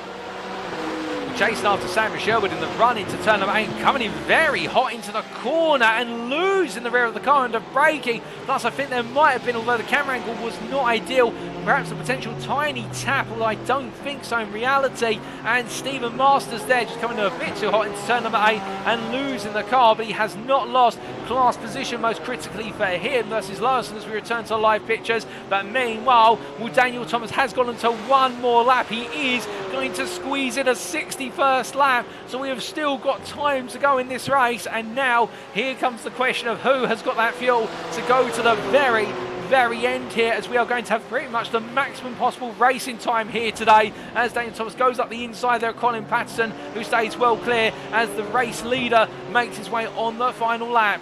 Meanwhile, a bit further back here is Sam Sherwood, who goes very deep, coming out 6 and 7, and lets Mark Johnson unlap himself as they make the way on out. But I think for Sherwood, he's had a little bit of an error there after being close to the back of Nathan Foster for some time. But there are moments coming, and in fact, Nathan Foster has got ahead of that Sam Sherwood, with Sherwood making that error through turns 6 and 7, and Sherwood into the pits. And here's the thing, now we're going to potentially see some drivers have to come in very late because they've just not got enough as the white flag waves, but it's not when they expect it to wave. Sherwood comes in. Could it be a drive-through penalty? We're not sure, but Tilling moves up into P3. Martin Tilling gets onto the podium here with 1 lap to go. It's all drama at the end of the Red Bull Ring. David Larson up into P10 overall, but we look to Daniel Thomas here, who's made this race go on for as long as humanly possible. And as he comes down through the final corner, he is going to be your final overall winner of the season. Daniel Thomas from BWT Motorsport wins at the Red Bull Ring, overall in the Platinum class, ahead of Austin William Campbell by a margin of almost 8 seconds, as there is Austin William Campbell. We will then have to wait some time for St. Anthony as he comes up towards the final 2 corners, but as he roars his way on through, behind him is a much bigger moment in the championship campaign, albeit we're not to belittle Science, bringing on home the final step of the overall podium and the Platinum Cars podium. But there is Joshua Pratt, and we believe provisionally he is your gold champion for season 8 in the gold championship class by what will be 2 points over Alex Hill in the end. James Acklam comes on through to bring home P5 behind the gold winner, and then it will shortly be Alex Hill who comes across the line. And with this 2nd place and no bonus points in his baggage, it will mean that he will miss out on the gold championship win by the tiniest of margins in the end. But whether it's a huge or small margin, every point matters. Nathan Foster comes on home meanwhile in P7 as he crosses the line, and then Martin Tilling will come home 3rd place on the gold podium, P8 overall, ahead of Stephen Masters, who is your winner in the silver class, and he's already crossed the line. But Mark Johnson is your winner in the bronze class there, crossing the line a lap down on the field. And then it will be David Larson, P10, 2nd place silver, ahead of John Eddowes, who battled for P4 all the way to the end in the gold class, P11 overall today.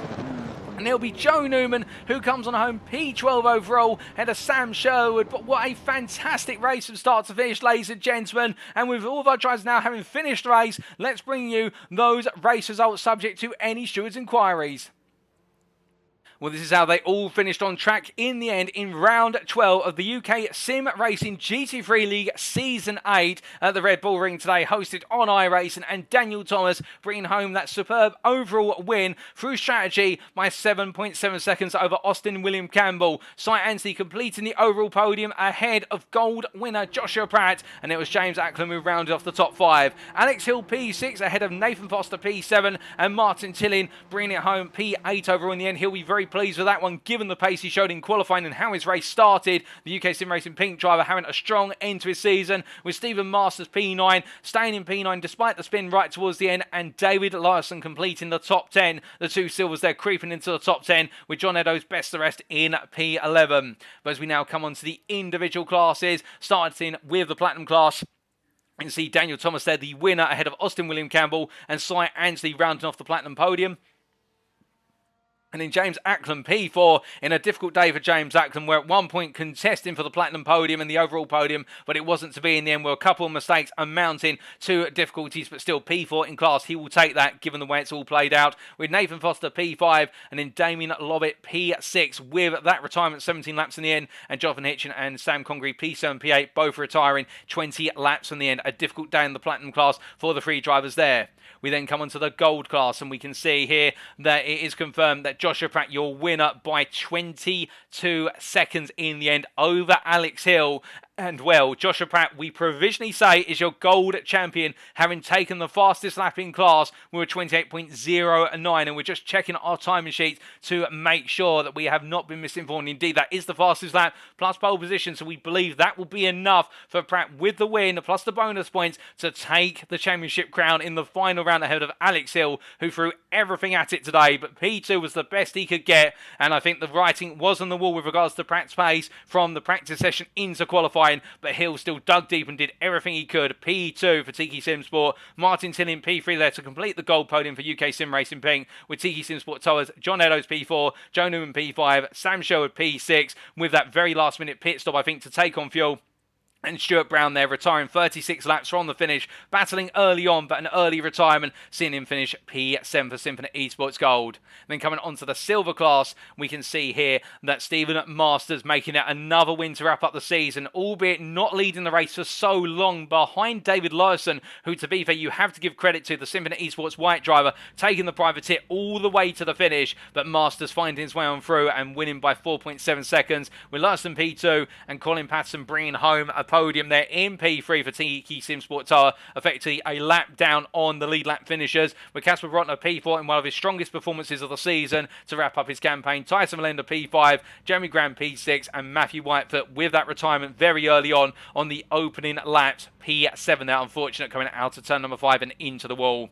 Then coming on to our final class, of course, the bronze class here. Whilst we may have only had 3 in attendance, they still created plenty of drama throughout, and indeed interest, and it was Mark Johnson who took home the win over Daniel Pays and Darren Sharples. And in fact, I believe Darren Sharples may have had to have taken another pit stop right at the end, as we're to understand it, but Mark Johnson making it the win ahead of Daniel Pays. In fact, we have had it confirmed that Sharples having to make a last minute stop or fuel saving run, given he didn't have the fuel in the car to get to the end. Unfortunate for Sharples, but Johnson bringing home the win ahead of Daniel Pays P2 and Darren Sharples P3. But all three drivers on very different strategies, and then Mark Johnson, once again, your bronze champion, finding a way to outdo the field.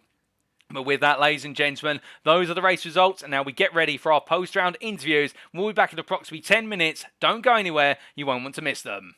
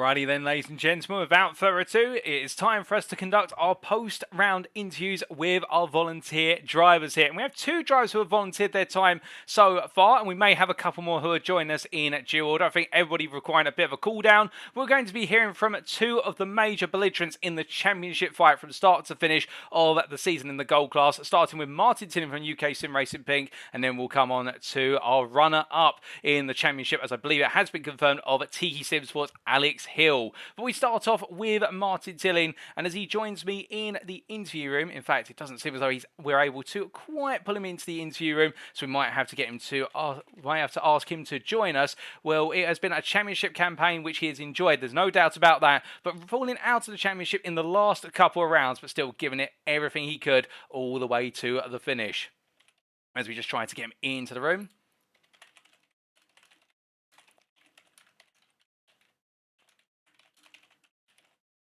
The difficulties of using Discord, of course, I think the permission is not quite there, but we're still just waiting for Martin Tillin to join us. And as he does join us now, the UKSimRacing Pink driving the 91 BMW.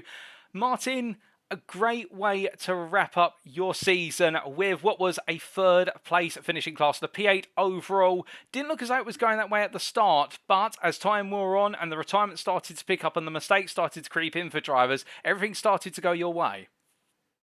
Yeah, it was a really awful start in my it was awful. Lost a lot of positions. I had to avoid in turn 1. I had to take the off track and take the escape route to avoid any collisions. So I took a slowdown.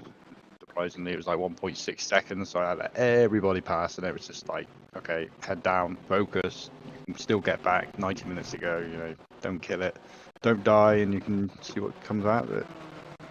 Well, indeed, and that focus running all the way through. And as we just look back at some of the race footage in the background here on the broadcast, going into tonight, we did see, of course, we spoke to you a couple of rounds ago where you really said that you were going to be going for it and going for the win here today. But I have to ask, when we saw the times coming in the practice session from both Joshua Pratt and also Alex Hill, did you start to think to yourself, perhaps there's not too much of an opportunity of even a podium, given the fact how low you were down in the timing tower?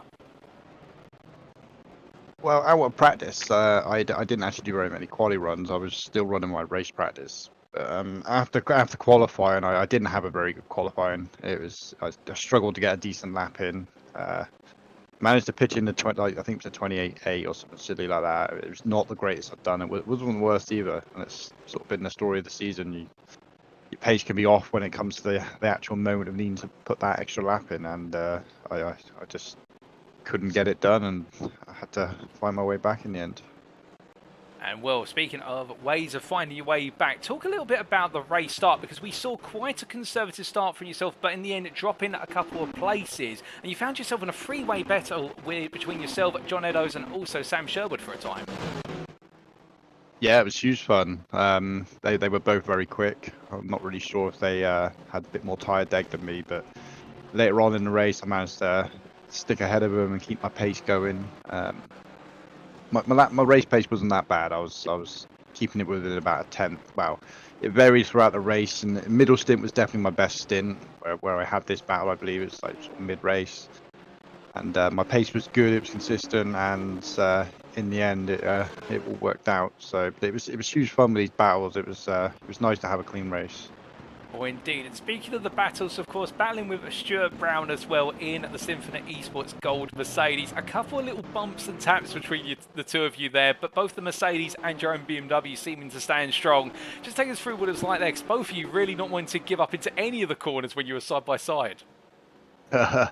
Yeah, I was in the back of my head, I'm thinking, go on, pull out, and he just didn't want to do it. And in the end, well, we touched. It's sort of, you know, without it, it's not really racing, is it? I mean, you got to be gentle, and we didn't kill each other, so it was nice to be clean, but a bit of bumping is always, you know, bumping is racing. So as long as it wasn't fatal, I'm sure that even himself would be pleased with it.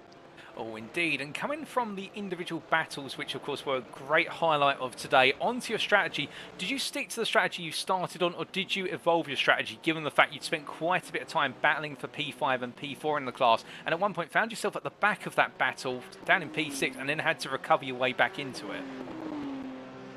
Yeah, it was tough. I mean, from the outset, I was going to push, but it ended up being that I had to sort of hold back because of the mistakes that I made at the start. Didn't have a particularly great start. I had to come back. So sort of in a sense managing the tyres, holding the pace, trying to manage it a little bit, and then trying to strike when the moment was good. So when I had a good toe, or when I had a good lap going where I was up on my doubters, I could then push for that extra, like exit out the last corner to get the run down to turn 1, or the exit out of turn 1 to get the run down to the hairpin. You get those extra runs out the corners just by lifting off early and getting a better exit, and the moves are always possible. And I don't recall how many overtakes I'd done, but it was huge fun doing them, and it was a really good race at the end. Well, it was fantastic racing from yourself, and I have to ask, of course, at one point running in P4 and running a very peaceful P4 for the latter 20 minutes, and then Sam Sherwood has to come into the pits on lap 60.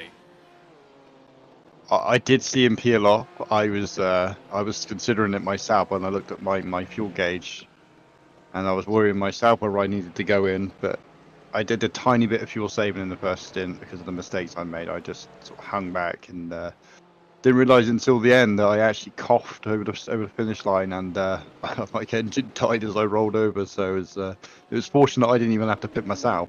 But yeah, it's just roll of the dice sometimes, and it just maybe pushing that's that one lap too many, pushing too hard. Oh, goodness me. Well, right on the limit then in terms of bringing the car on home. But, of course, the inverse of this is you've been on the limit since day 1 of Season 8 as we look to your wider championship. And in terms of your finishing position this season, P3, and to be fair, a deserved second runner-up behind Alex Hill on 135 points. You were in it to win it all the way through, and really the only difference that started to appear was around round 9, where you had those difficult race results starting to stack up. When you look back on your championship campaign, do you feel as though the P3 you've achieved has been a reflection of how far you've come since the start of the season? Yeah, I mean, the end of last season was a good finish, and I carried the momentum through the season. But as time went on, and obviously when we got to like midway through the season, we had the difficult run of the newer tracks that I hadn't raced before, like Roscogan and Oschersleben. I'd raced up at Oschersleben, but I wasn't great around iRacing on it. I'd done it on Project Cars, so it's a different type of track. And there were some really tricky races, and I made some really silly mistakes that cost me a lot.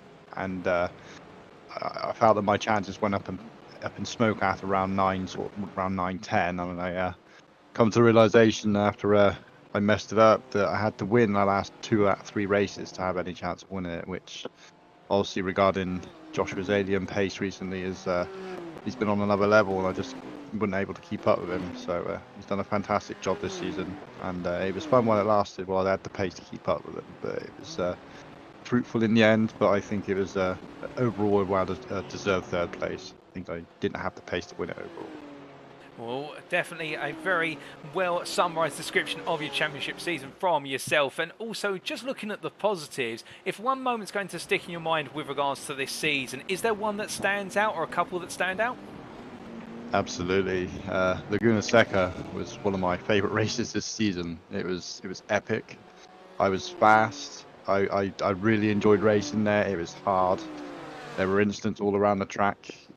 And it was huge fun having the battles there. It was a really good race, really good track to race around, and I believe that was the first gold podium of the season, and that's what overall podium that is. I think I had 3rd overall in that race. It was my first win of the season, I think, as well, and it was definitely the highlight of my season. I had a lot of fun that day. Oh, indeed. And with that, of course, in mind, and now looking to better from Season 7 into Season 8 and Season 9 around the corner, I have to ask, will we be seeing you on the grid for the next season? It could be possible. I'm hoping I can move myself away from the BMW with the luck of if this update fixes the class, because I know the BOP has been a bit strange this season, and the beam has been up there, but it's not quite been level. So we'll see what comes about the update, and whether I need to ditch BMW and maybe try something new and bring something different to the table and mix it up a bit. With any luck, there's a couple of tracks that I'm hoping that I can do well around next season if I do participate, including Nürburgring, which I believe was probably my first win in Season 7. And we'll see what goes. It looks like a really fun, really good season coming, so we'll see how it goes. Well, we do look forward to the prospect of you potentially returning for another season of racing, given your run in the gold class. But just before we do let you go, Martin, is there anybody you'd like to give a shout out to or say thank you live on air this evening? Yeah, to all the racers in the community that have been in the league this season. We've had some fantastic battles, some really clean racing, some very honest drivers as well. And it's been great fun. The organisers have done a great job. Stewarding's done good as well. And for them letting me run their colours this season. It's been a pleasure and a privilege. And I hope if I do get another team with the UKSimRacing, I can run the colours again. Well, Martin, we do look forward to the potential prospect of you returning for Season 9. But either way it goes with regards to that, still, we reflect on the positives from now and a deserved P3 in the Gold Championship. And with regards to tonight, a deserved P3 on the podium right at the close at the Red Bull Ring. Fantastic racing from yourself. It's been a pleasure to watch you all this season. And, well, thank you for joining us as always in the interview room. Thank you, Paul. It's been a great stream all season long. Congratulations and very well done to yourself as well. And we'll see you next season. Thank you. It's been a pleasure, Martin. But until then, all the best. Take care, Paul. You too. So hearing there from Martin Tillin, a very positive reflection on his championship campaign, and there in particular the round that stood out to him most was Laguna Seca, which of course was his maiden win of the season, and also putting it on the overall podium in a superb drive in a race that was full of drama, with drivers falling off the circuit left, right and centre.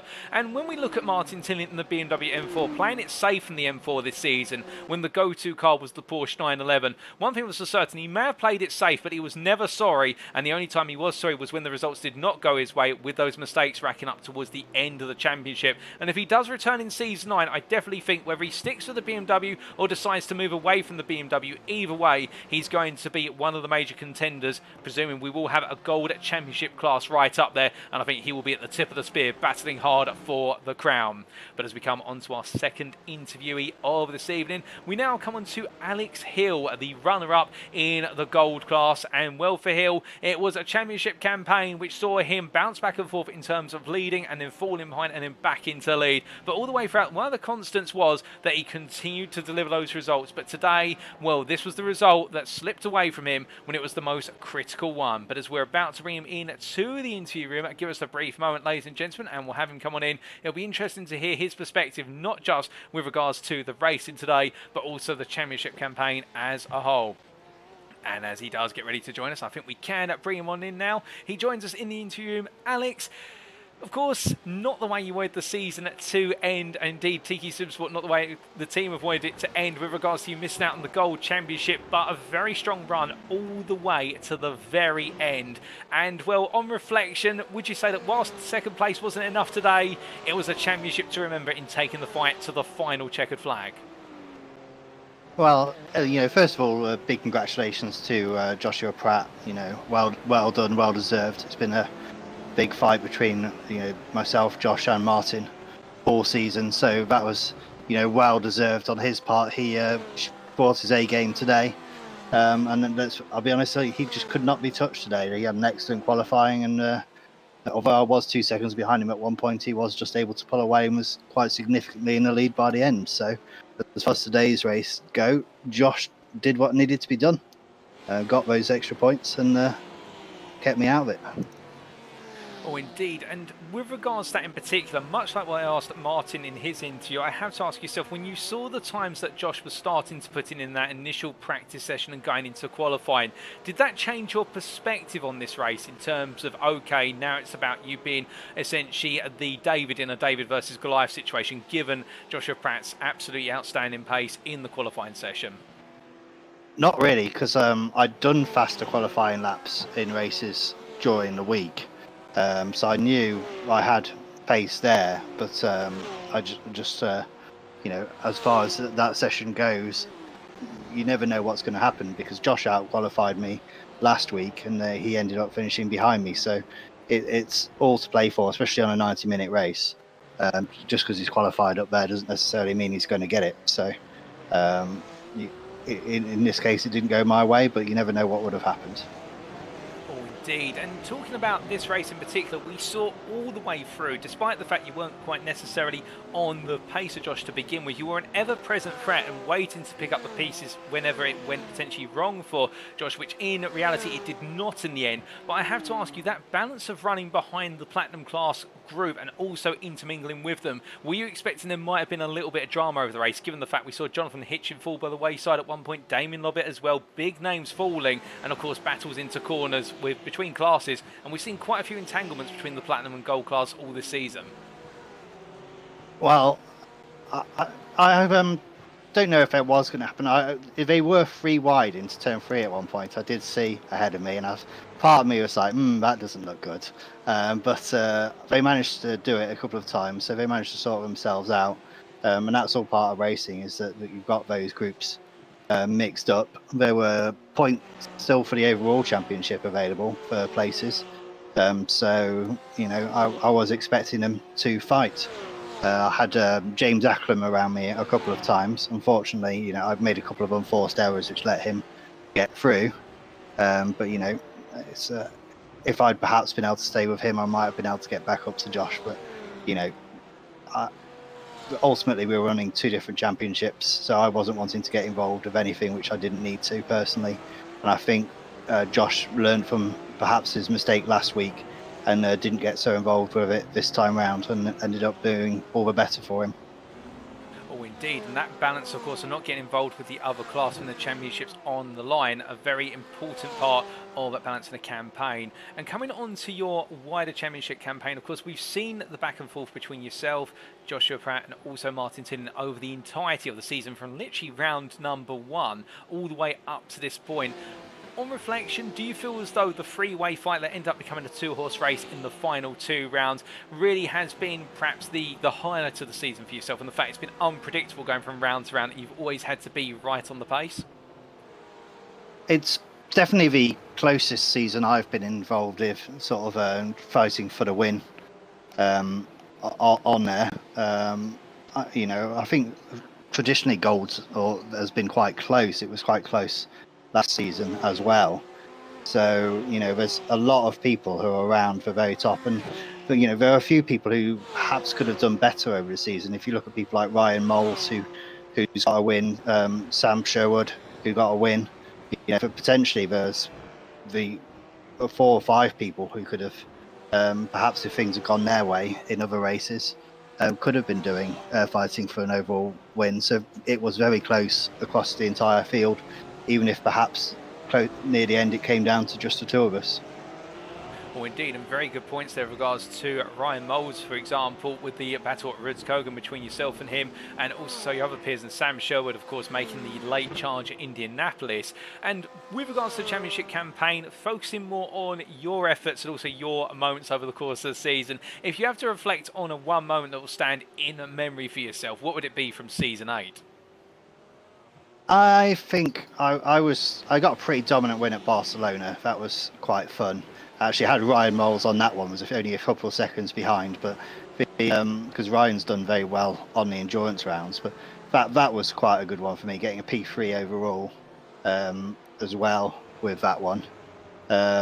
You know, that was, and even looking back to the start of the season, having a very close fight with Damian Lobbett at Road America was good fun as well. So there's been a couple of highlights for me on there.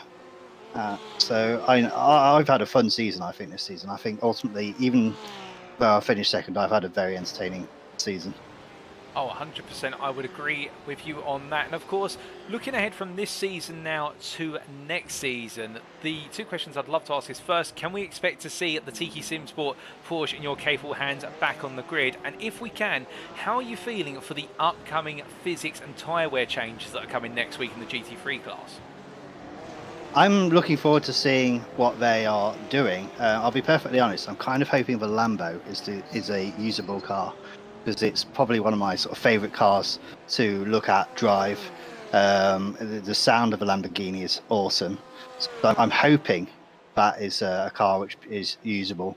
I was debating changing to the Lambo for the last 4 races of the season anyway, but stuck with the Porsche because the Porsche has been so dominant this season. Hopefully the balanced performance will allow for multiple choices. You know, and if I end up driving a Porsche, I end up driving a Porsche, but I have a tendency to change car every season, so I'll probably end up changing in something else. Well, that would definitely be interesting to see which car you go for, and well, if we do get to see you flying high in the Lamborghini, of course, and hearing the roar of that Audi engine in the back, well, we'd be very grateful to hear that. But just before we do let you go, Alex, is there anybody you'd like to give a shout out to on the broadcast this evening, or a thank you to? Yeah, so a big thank you to the organisers for putting this together. I do know a lot of work must go into it behind the scenes. A big thank you to yourself for doing the commentary. You've done an excellent job on there. Big thank you to all my teammates in Tiki Simsport for the entertainment and keeping us company during the races. So yeah, and a big thank you to everybody racing as well, because it's been an entertaining season. I think everybody who's participated has done well, especially those of us who stuck it out. So it's been a fun race. I'd just like to thank everybody in effect for that. Well, Alex, we're very grateful for your thoughts there, and indeed the feedback on what a season it has been. And whilst it has not worked out as being the Gold Championship for yourself, still a very close runner-up, we do look forward to seeing how you get on in Season 9, and hopefully we get to see you in a new GT3. But if not, we'll still be excited to see you bring the Tiki Simsport Porsche back to the tarmac once again. But until then, congratulations on second place in the Gold Championship, and second place today, of course. And well, thank you for joining us as always in the interview room. Thank you, Paul. All the best. So hearing there from Alex Hill, and well, weighing up the season as a whole, and indeed a similar perspective in a way to Martin Tilley in terms of enjoying the championship campaign from start to finish. But one thing that was quite interesting there from the insight from Alex was around the other drivers who we didn't really talk about, who were on the periphery throughout the entirety of the season. The likes of Ryan Moles, also Sam Sherwood to name two, in the fact that they were pushing it so hard over the course of each and every round. And Ryan Moles, a name that sticks out, of course, because of course the drama at Rudskogen, where we saw the battle all the way to the final lap between Moles and Hill, where Moles came out on top, but also the battle at Catalonia, where Moles really being a feature race expert in that Audi R8. Didn't always work out for Moles, but you do have to wonder if results, as Alex has said, had slid a different way. Could we have seen a 4 or a 5-way fight for the championship title go all the way to the last couple of rounds? And it goes to show how well balanced the gold class was over the course of the season, and indeed we could expect that perhaps in Season 9, but we can definitely dream and hope it does come. But now, speaking of coming to things, we do have one more interview coming up this evening, and that is with Stephen Masters, and he'll be joining us very shortly, and we'll get to hear from Stephen Masters as he makes his way into the interview room. But I believe, yep, he's just waiting and ready to join us. So if we just take a brief moment, ladies and gentlemen, and we will bring him on in short order. It'll be interesting to hear the perspective from our crowned silver champion already, as he does join us in the interview room now. Stephen, of course, there was no pressure on tonight for you to take home the win, but conversely, of course, as the old adage of racing goes, we always want to win. A driver wants every single point and every single trophy, and you went for it and you got it in the end, albeit at the very last moments of what was an intense race at the Red Bull Ring. Crowning off your championship with a win, I guess it's the perfect way to end the season. Yeah, it was good. I quite like these endurance races, these longer ones. But yeah, I was pleased with that overall. It was frustrating at the end. I didn't realize it looked in the I looked quickly at the replay. Sam was running out of fuel, or massively fuel saving, and he was going really slowly into that last corner. I thought he was letting me go. I went on the inside, and it turns out he wasn't. And then I couldn't hold on to it. So it was interesting, but no, it was an enjoyable race overall. But I picked up some damage on lap 2, so I was about half a second a lap slow throughout 2/3 of the race until I pitted the last times. I didn't want to waste my fast repair so early on in the race, just in case I went off or something. So my pace picked up quite a lot. Again, about 0.7 seconds of a lap after my pit stop, my second pit stop. But no, it was a good race overall. But I was hoping to try and challenge Xander a little bit, but couldn't get there. Well, indeed. And speaking of a challenge, going into tonight, normally we've seen you as being the fastest driver in the silver class, or right up there at the top and contesting pole position. But going into qualifying, Not quite on the pace compared to your peers. Indeed, qualifying P3 in class, P14 overall in what I hate to say was one of your weakest qualifying performances of the season in terms of statistics. Just take us through what happened in qualifying, because normally we see it's Masters completing a mastery of the silver class, if you don't mind the slight pun on your surname. But say it was almost as if Whitefoot had the better hand. I think in in the whole 15 minutes, I think I got 2 clean laps. I started I started panicking a little bit because I couldn't get a lap in, through no one's fault apart from my own. I just kept getting slight off tracks or running a tiny bit wide on the last corner, so getting a slowdown, so having to start all over again. So yeah, I think I only managed to get two laps that would have counted, and I was getting a little bit concerned I wasn't going to get any laps. So yeah, it wasn't a great one. I'm not too sure why. I had I felt quite comfortable at the track, and I was certainly a lot quicker in practice. But yeah, it just didn't really happen in qualifying, and it was it's one of those things that yeah, just couldn't put a lap together that was clean enough to actually count, let alone quick enough. Oh, goodness me. But still, whilst you weren't able to quite put the lap you wanted together, it made for a thriller of a race from your perspective, and gaining places straight from the start on the opening lap. Did you decide to change your strategy or your approach to this race, given the fact you perhaps qualified out of the position you targeted? Not really. In the long races, I just tend to try and be just consistent and just keep it plodding around the track and kind of let people almost drop off a little bit. As long as I can keep to the right pace, then generally I'm fairly happy. But I couldn't. I was behind David Lewison for a long time, but I just couldn't. I didn't have the pace to be able to get anywhere and get close enough to actually try and get past him. But yeah, it was tricky. But it was good though. But no, I didn't really change the strategy at all. I just was just trying to keep out of trouble in the first few laps until it spaced out a little bit, and then just kind of settle into the long races. I quite like the endurance ones just because it's I just quite like that consistency of just going round and round, even though it might be a bit boring. It's I quite like the slow and steady progress. Well, indeed, it was never boring over the course of the race, even from yourself, in terms of chasing down David Larson. But it took a long time to bring Larson down, but in the end, doing it on the final stint with approximately 15 minutes to go. At that point, of course, you looked a little bit faster in terms of the pace compared to Larson. Just take us through that overtake, because, of course, it was a nice overtake being made, and we might be able even to catch that overtake if we can as we take a look back. Yeah, that was the repair. When I pitted. I came in, I think, a couple laps earlier than David, and of course I'm absolutely shocking at any kind of fuel saving. So I wasn't sure if he was going to be fueling a lot less than I was, or anything like that. So I didn't know where he was going to come out when he pitted. Turns out I must have fueled exactly the same as me, pretty much. So he came out almost identical time when he went in. But after I had that repair, I was about between about 0.5 and 0.7, 0.8 of a lap quicker than my previous 2 stints, kind of thing. So it was. I knew I'd be able to catch him. I just wanted to try and do it safely.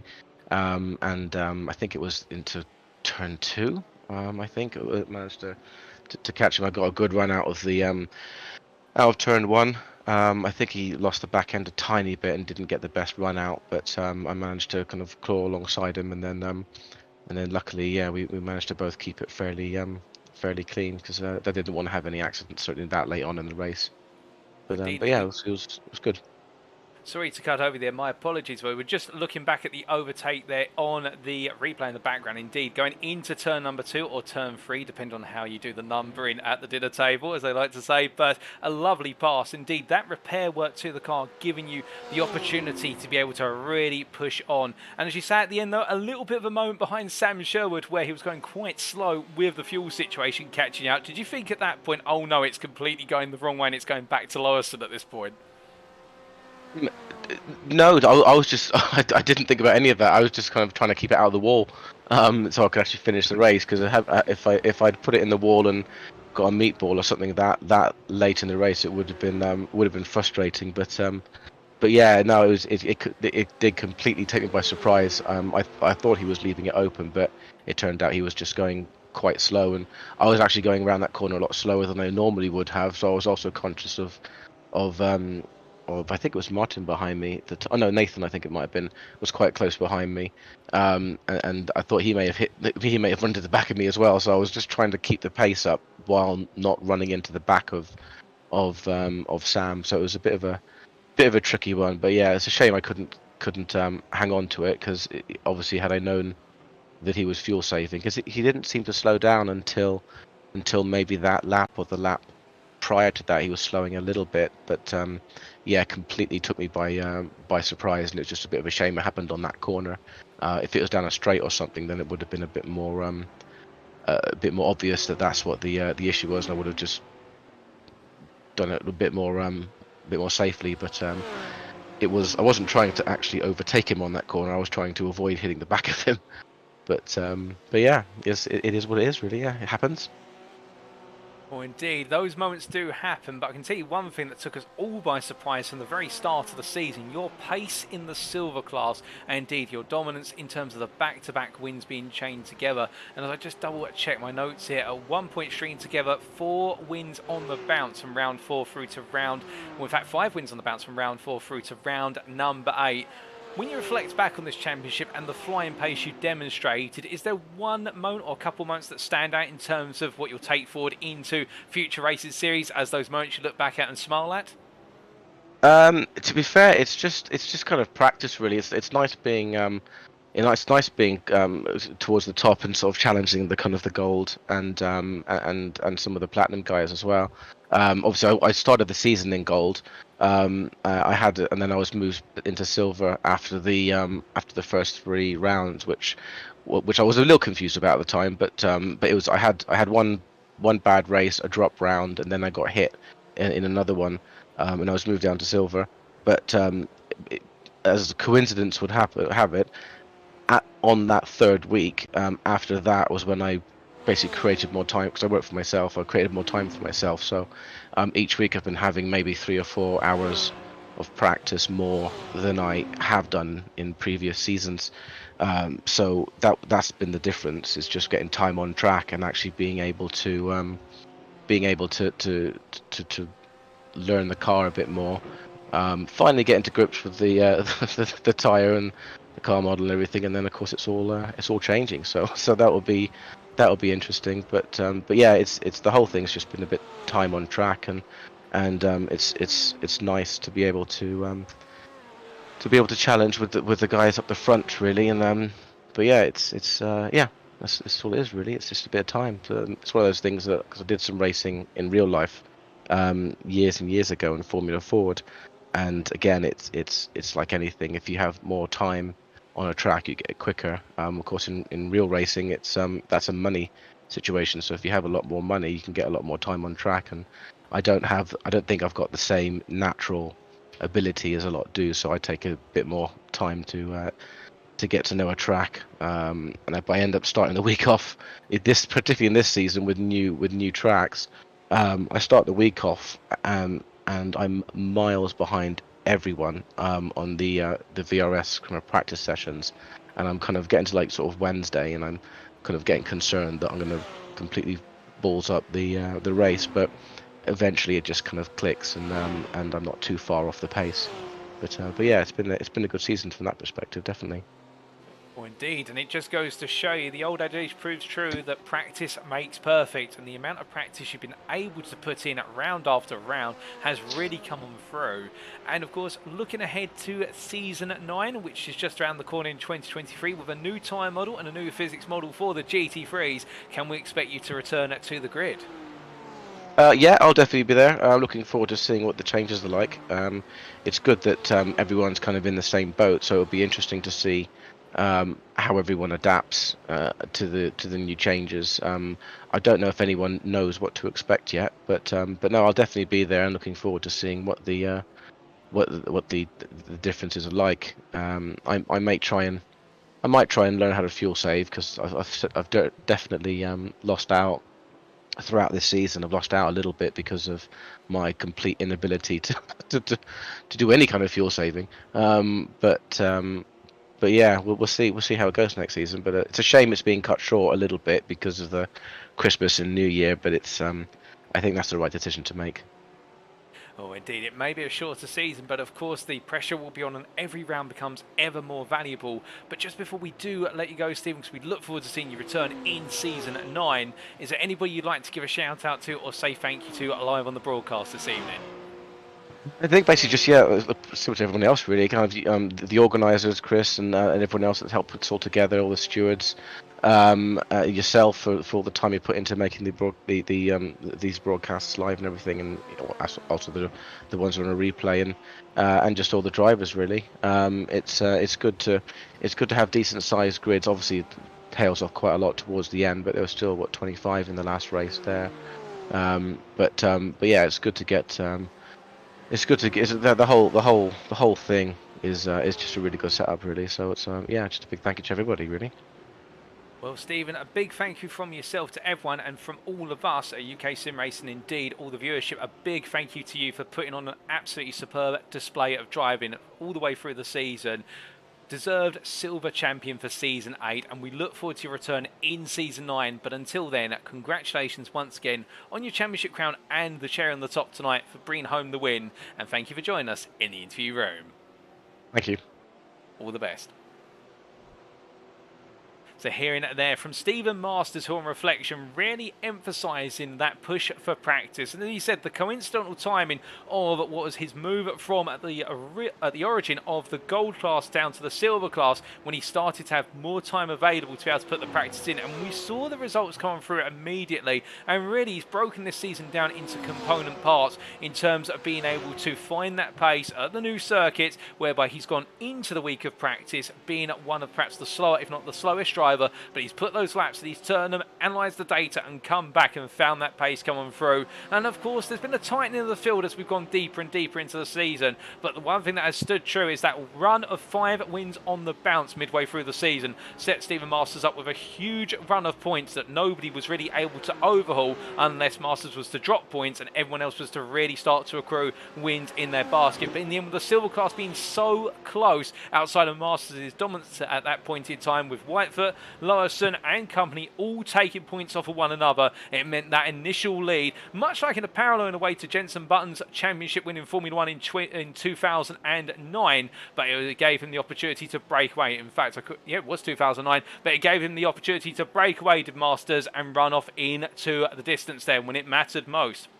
And of course that concludes, ladies and gentlemen, all of our interviews for this evening. And well, as we bring our interviews to a close, unfortunately we do not have a 4th driver to interview. We were hoping potentially to get Mark Johnson, our bronze champion, but he wasn't available. Completely understandable, however, and we do look forward to potentially getting him in the interview room for the kickoff of Season 9. And with that then, ladies and gentlemen, you know what that means. It's time for us to show you the final standings that have been confirmed, subject to any final stewarding decisions, and we start off with our overall top 20. So looking to overall top 20, then we can see Jonathan Hitchin, of course, crowned as our overall champion for Season 8 in a superb run of form, dating all the way back to the very opening. And whilst there are a couple of minor errors or dips and a couple of drop rounds going into the space, one thing remained true, that Jonathan Hitchin setting the bar ever high and raising the bar compared to Season 7, if we ever thought that was possible, and making that bar so high that the Symphony Esports white driver ran to the distance in the end. But P2 there, deserved runner-up for BWT Motorsport, Daniel Thomas, and what we'd look forward to in Season 9, if the two of them return, I would imagine that Daniel Thomas, if he can find that final element of pace that he's currently missing versus Hitchin, he could run Hitchin the distance and potentially be the champion of Season 9. And I say that because we got to see today, and we have seen 3 times this season at different circuits, particularly in the feature races, that Daniel Thomas has a knack for fuel saving and car management over the distance. And with a wider variety of races coming into the calendar in Season 9, that may help swing things Daniel Thomas's way. But then in P3, Austin William Campbell, the 3rd place and the 2nd runner-up in the overall standings. A late entrant into the series, and with a couple of dropped rounds in there and also a couple of low scoring rounds, but still when he scored big, he scored massively, and that's why he finished P3 there ahead of Joshua Pratt P4, the gold driver, our highest placed gold driver in the overall standings, bringing home P4. And you can imagine he perhaps wanted to bring home that 3rd place today on the overall standings in order to get a little bit closer to the top 3, but still 91 points ahead of Damian Lobbett by an advantage of 12 points. That is no mean feat, and I wouldn't be surprised if we see Joshua Pratt potentially offer the opportunity to step things up into the Platinum class next season. Then we can see Damian Lobbett, P5, ahead of Alexander Hill there, P6, with Joe Zarkos, P7. Stephen Masters, P8, your silver champion, of course, high up in the standings as well, with a couple of major overall finishes. And then Cy Ante and Nathan Foster completing the top 10 in what were mixed seasons for the pair there, separated by 6 points come the finish. And we should point out that Alex Hill beating Joe Zarkos to P6, further up on 72 points apiece based on result countback. Then P11, best of the rest, James Acklam there with a difficult end to his season today, but still looking to deliver as much as possible, with Richard in P12, ahead of Martin Tillon, Callum Regarton and Ryan Moles. And Ryan Moles, they're creeping into the top 15 with a couple of huge standout performances in the latter half of the season, and we look forward to seeing the BWT Motorsport Audi driver. If he brings back the Audi, well, we're definitely going to be awaiting the roar of that V10 as he looks to try and have another strong season, with Carl McGurk, Sam Sherwood, Austin Gretorix, Christian Zaruta and Peter Cox completing at the overall top 20.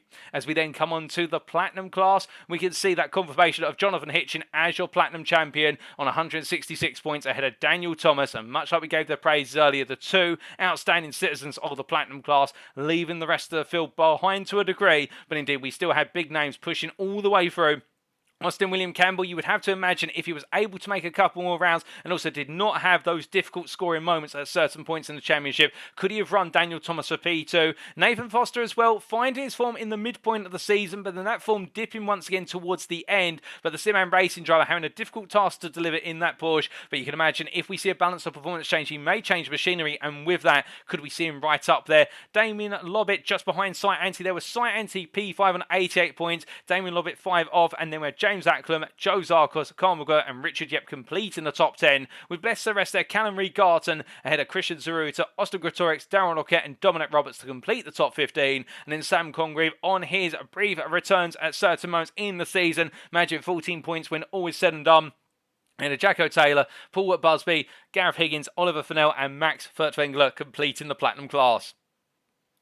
And as we come onto the gold class standings here, we can see Joshua Pratt crowned your gold champion by 2 points in the privateer ahead of Alex Hill, and it all came down to the win and the bonus points tonight. Meanwhile, Martin Tillin on 135 points, deserved second runner-up, and again, that margin of what was in the end 22 points between himself and second place finisher Hill, well, that is down to that poor run towards the end where he dropped some major points, but still, that third place is representative of how hard he pushed the top two, with Sam Sherwood with a renaissance in the second half of the season, really starting to build pace, and he's one to watch out for if we see him return in Season 9, because I think the BWT Motorsport driver, much like Ryan Moles, who finished down in P6, two drivers with a lot of graft and craft, and they just need time to deploy it. But between the two of them in P5, John Eddowes from Tiki Simsport Tower, who put in a great set of performances, particularly in the early stage of the season, which enabled him to get a good foundation and complete the top 5 there on 88 points. Ryan Moles on 80 points, the best part of what was 28 clear of Peter Cox in P7 for UKSimRacing Pink,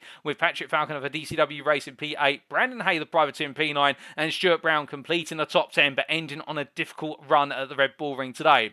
Joe Newman best the rest in P11 ahead of Daniel Dan Weaver, only based on result count back in the end. The Ford GT not creeping into that best the rest in P11 but P12 instead, and then Shane Abbott, Ollie Pimley, Chris Hitchin, Joe Amos, Billy Mann and John Watt completing the gold standings. And as we come on to the silver class, we can see Stephen Masters there on 168 points, the crowned silver champion by an advantage of what was in the end 44 points over Matthew Whitefoot. Matthew Whitefoot with a great run of form over the opening half of the season, really making sure he could cement that run to P2 versus David Larson and Colin Patterson. And Colin Patterson in return with that strong mid-portion of his season, which saw the absence of David Larson and opportunities open up, meant the Tiki Simsport tyre driver finished 5 points clear of David Larson at the final checker flag. But David Larson as well, let's not understate his achievements over the course of this season, particularly in round number 3 with the win there and continuously battling for the podium in the first half of the season. And if all 4 of the drivers return, i.e. Masters, Whitefoot, Patterson and Larson, I would not be surprised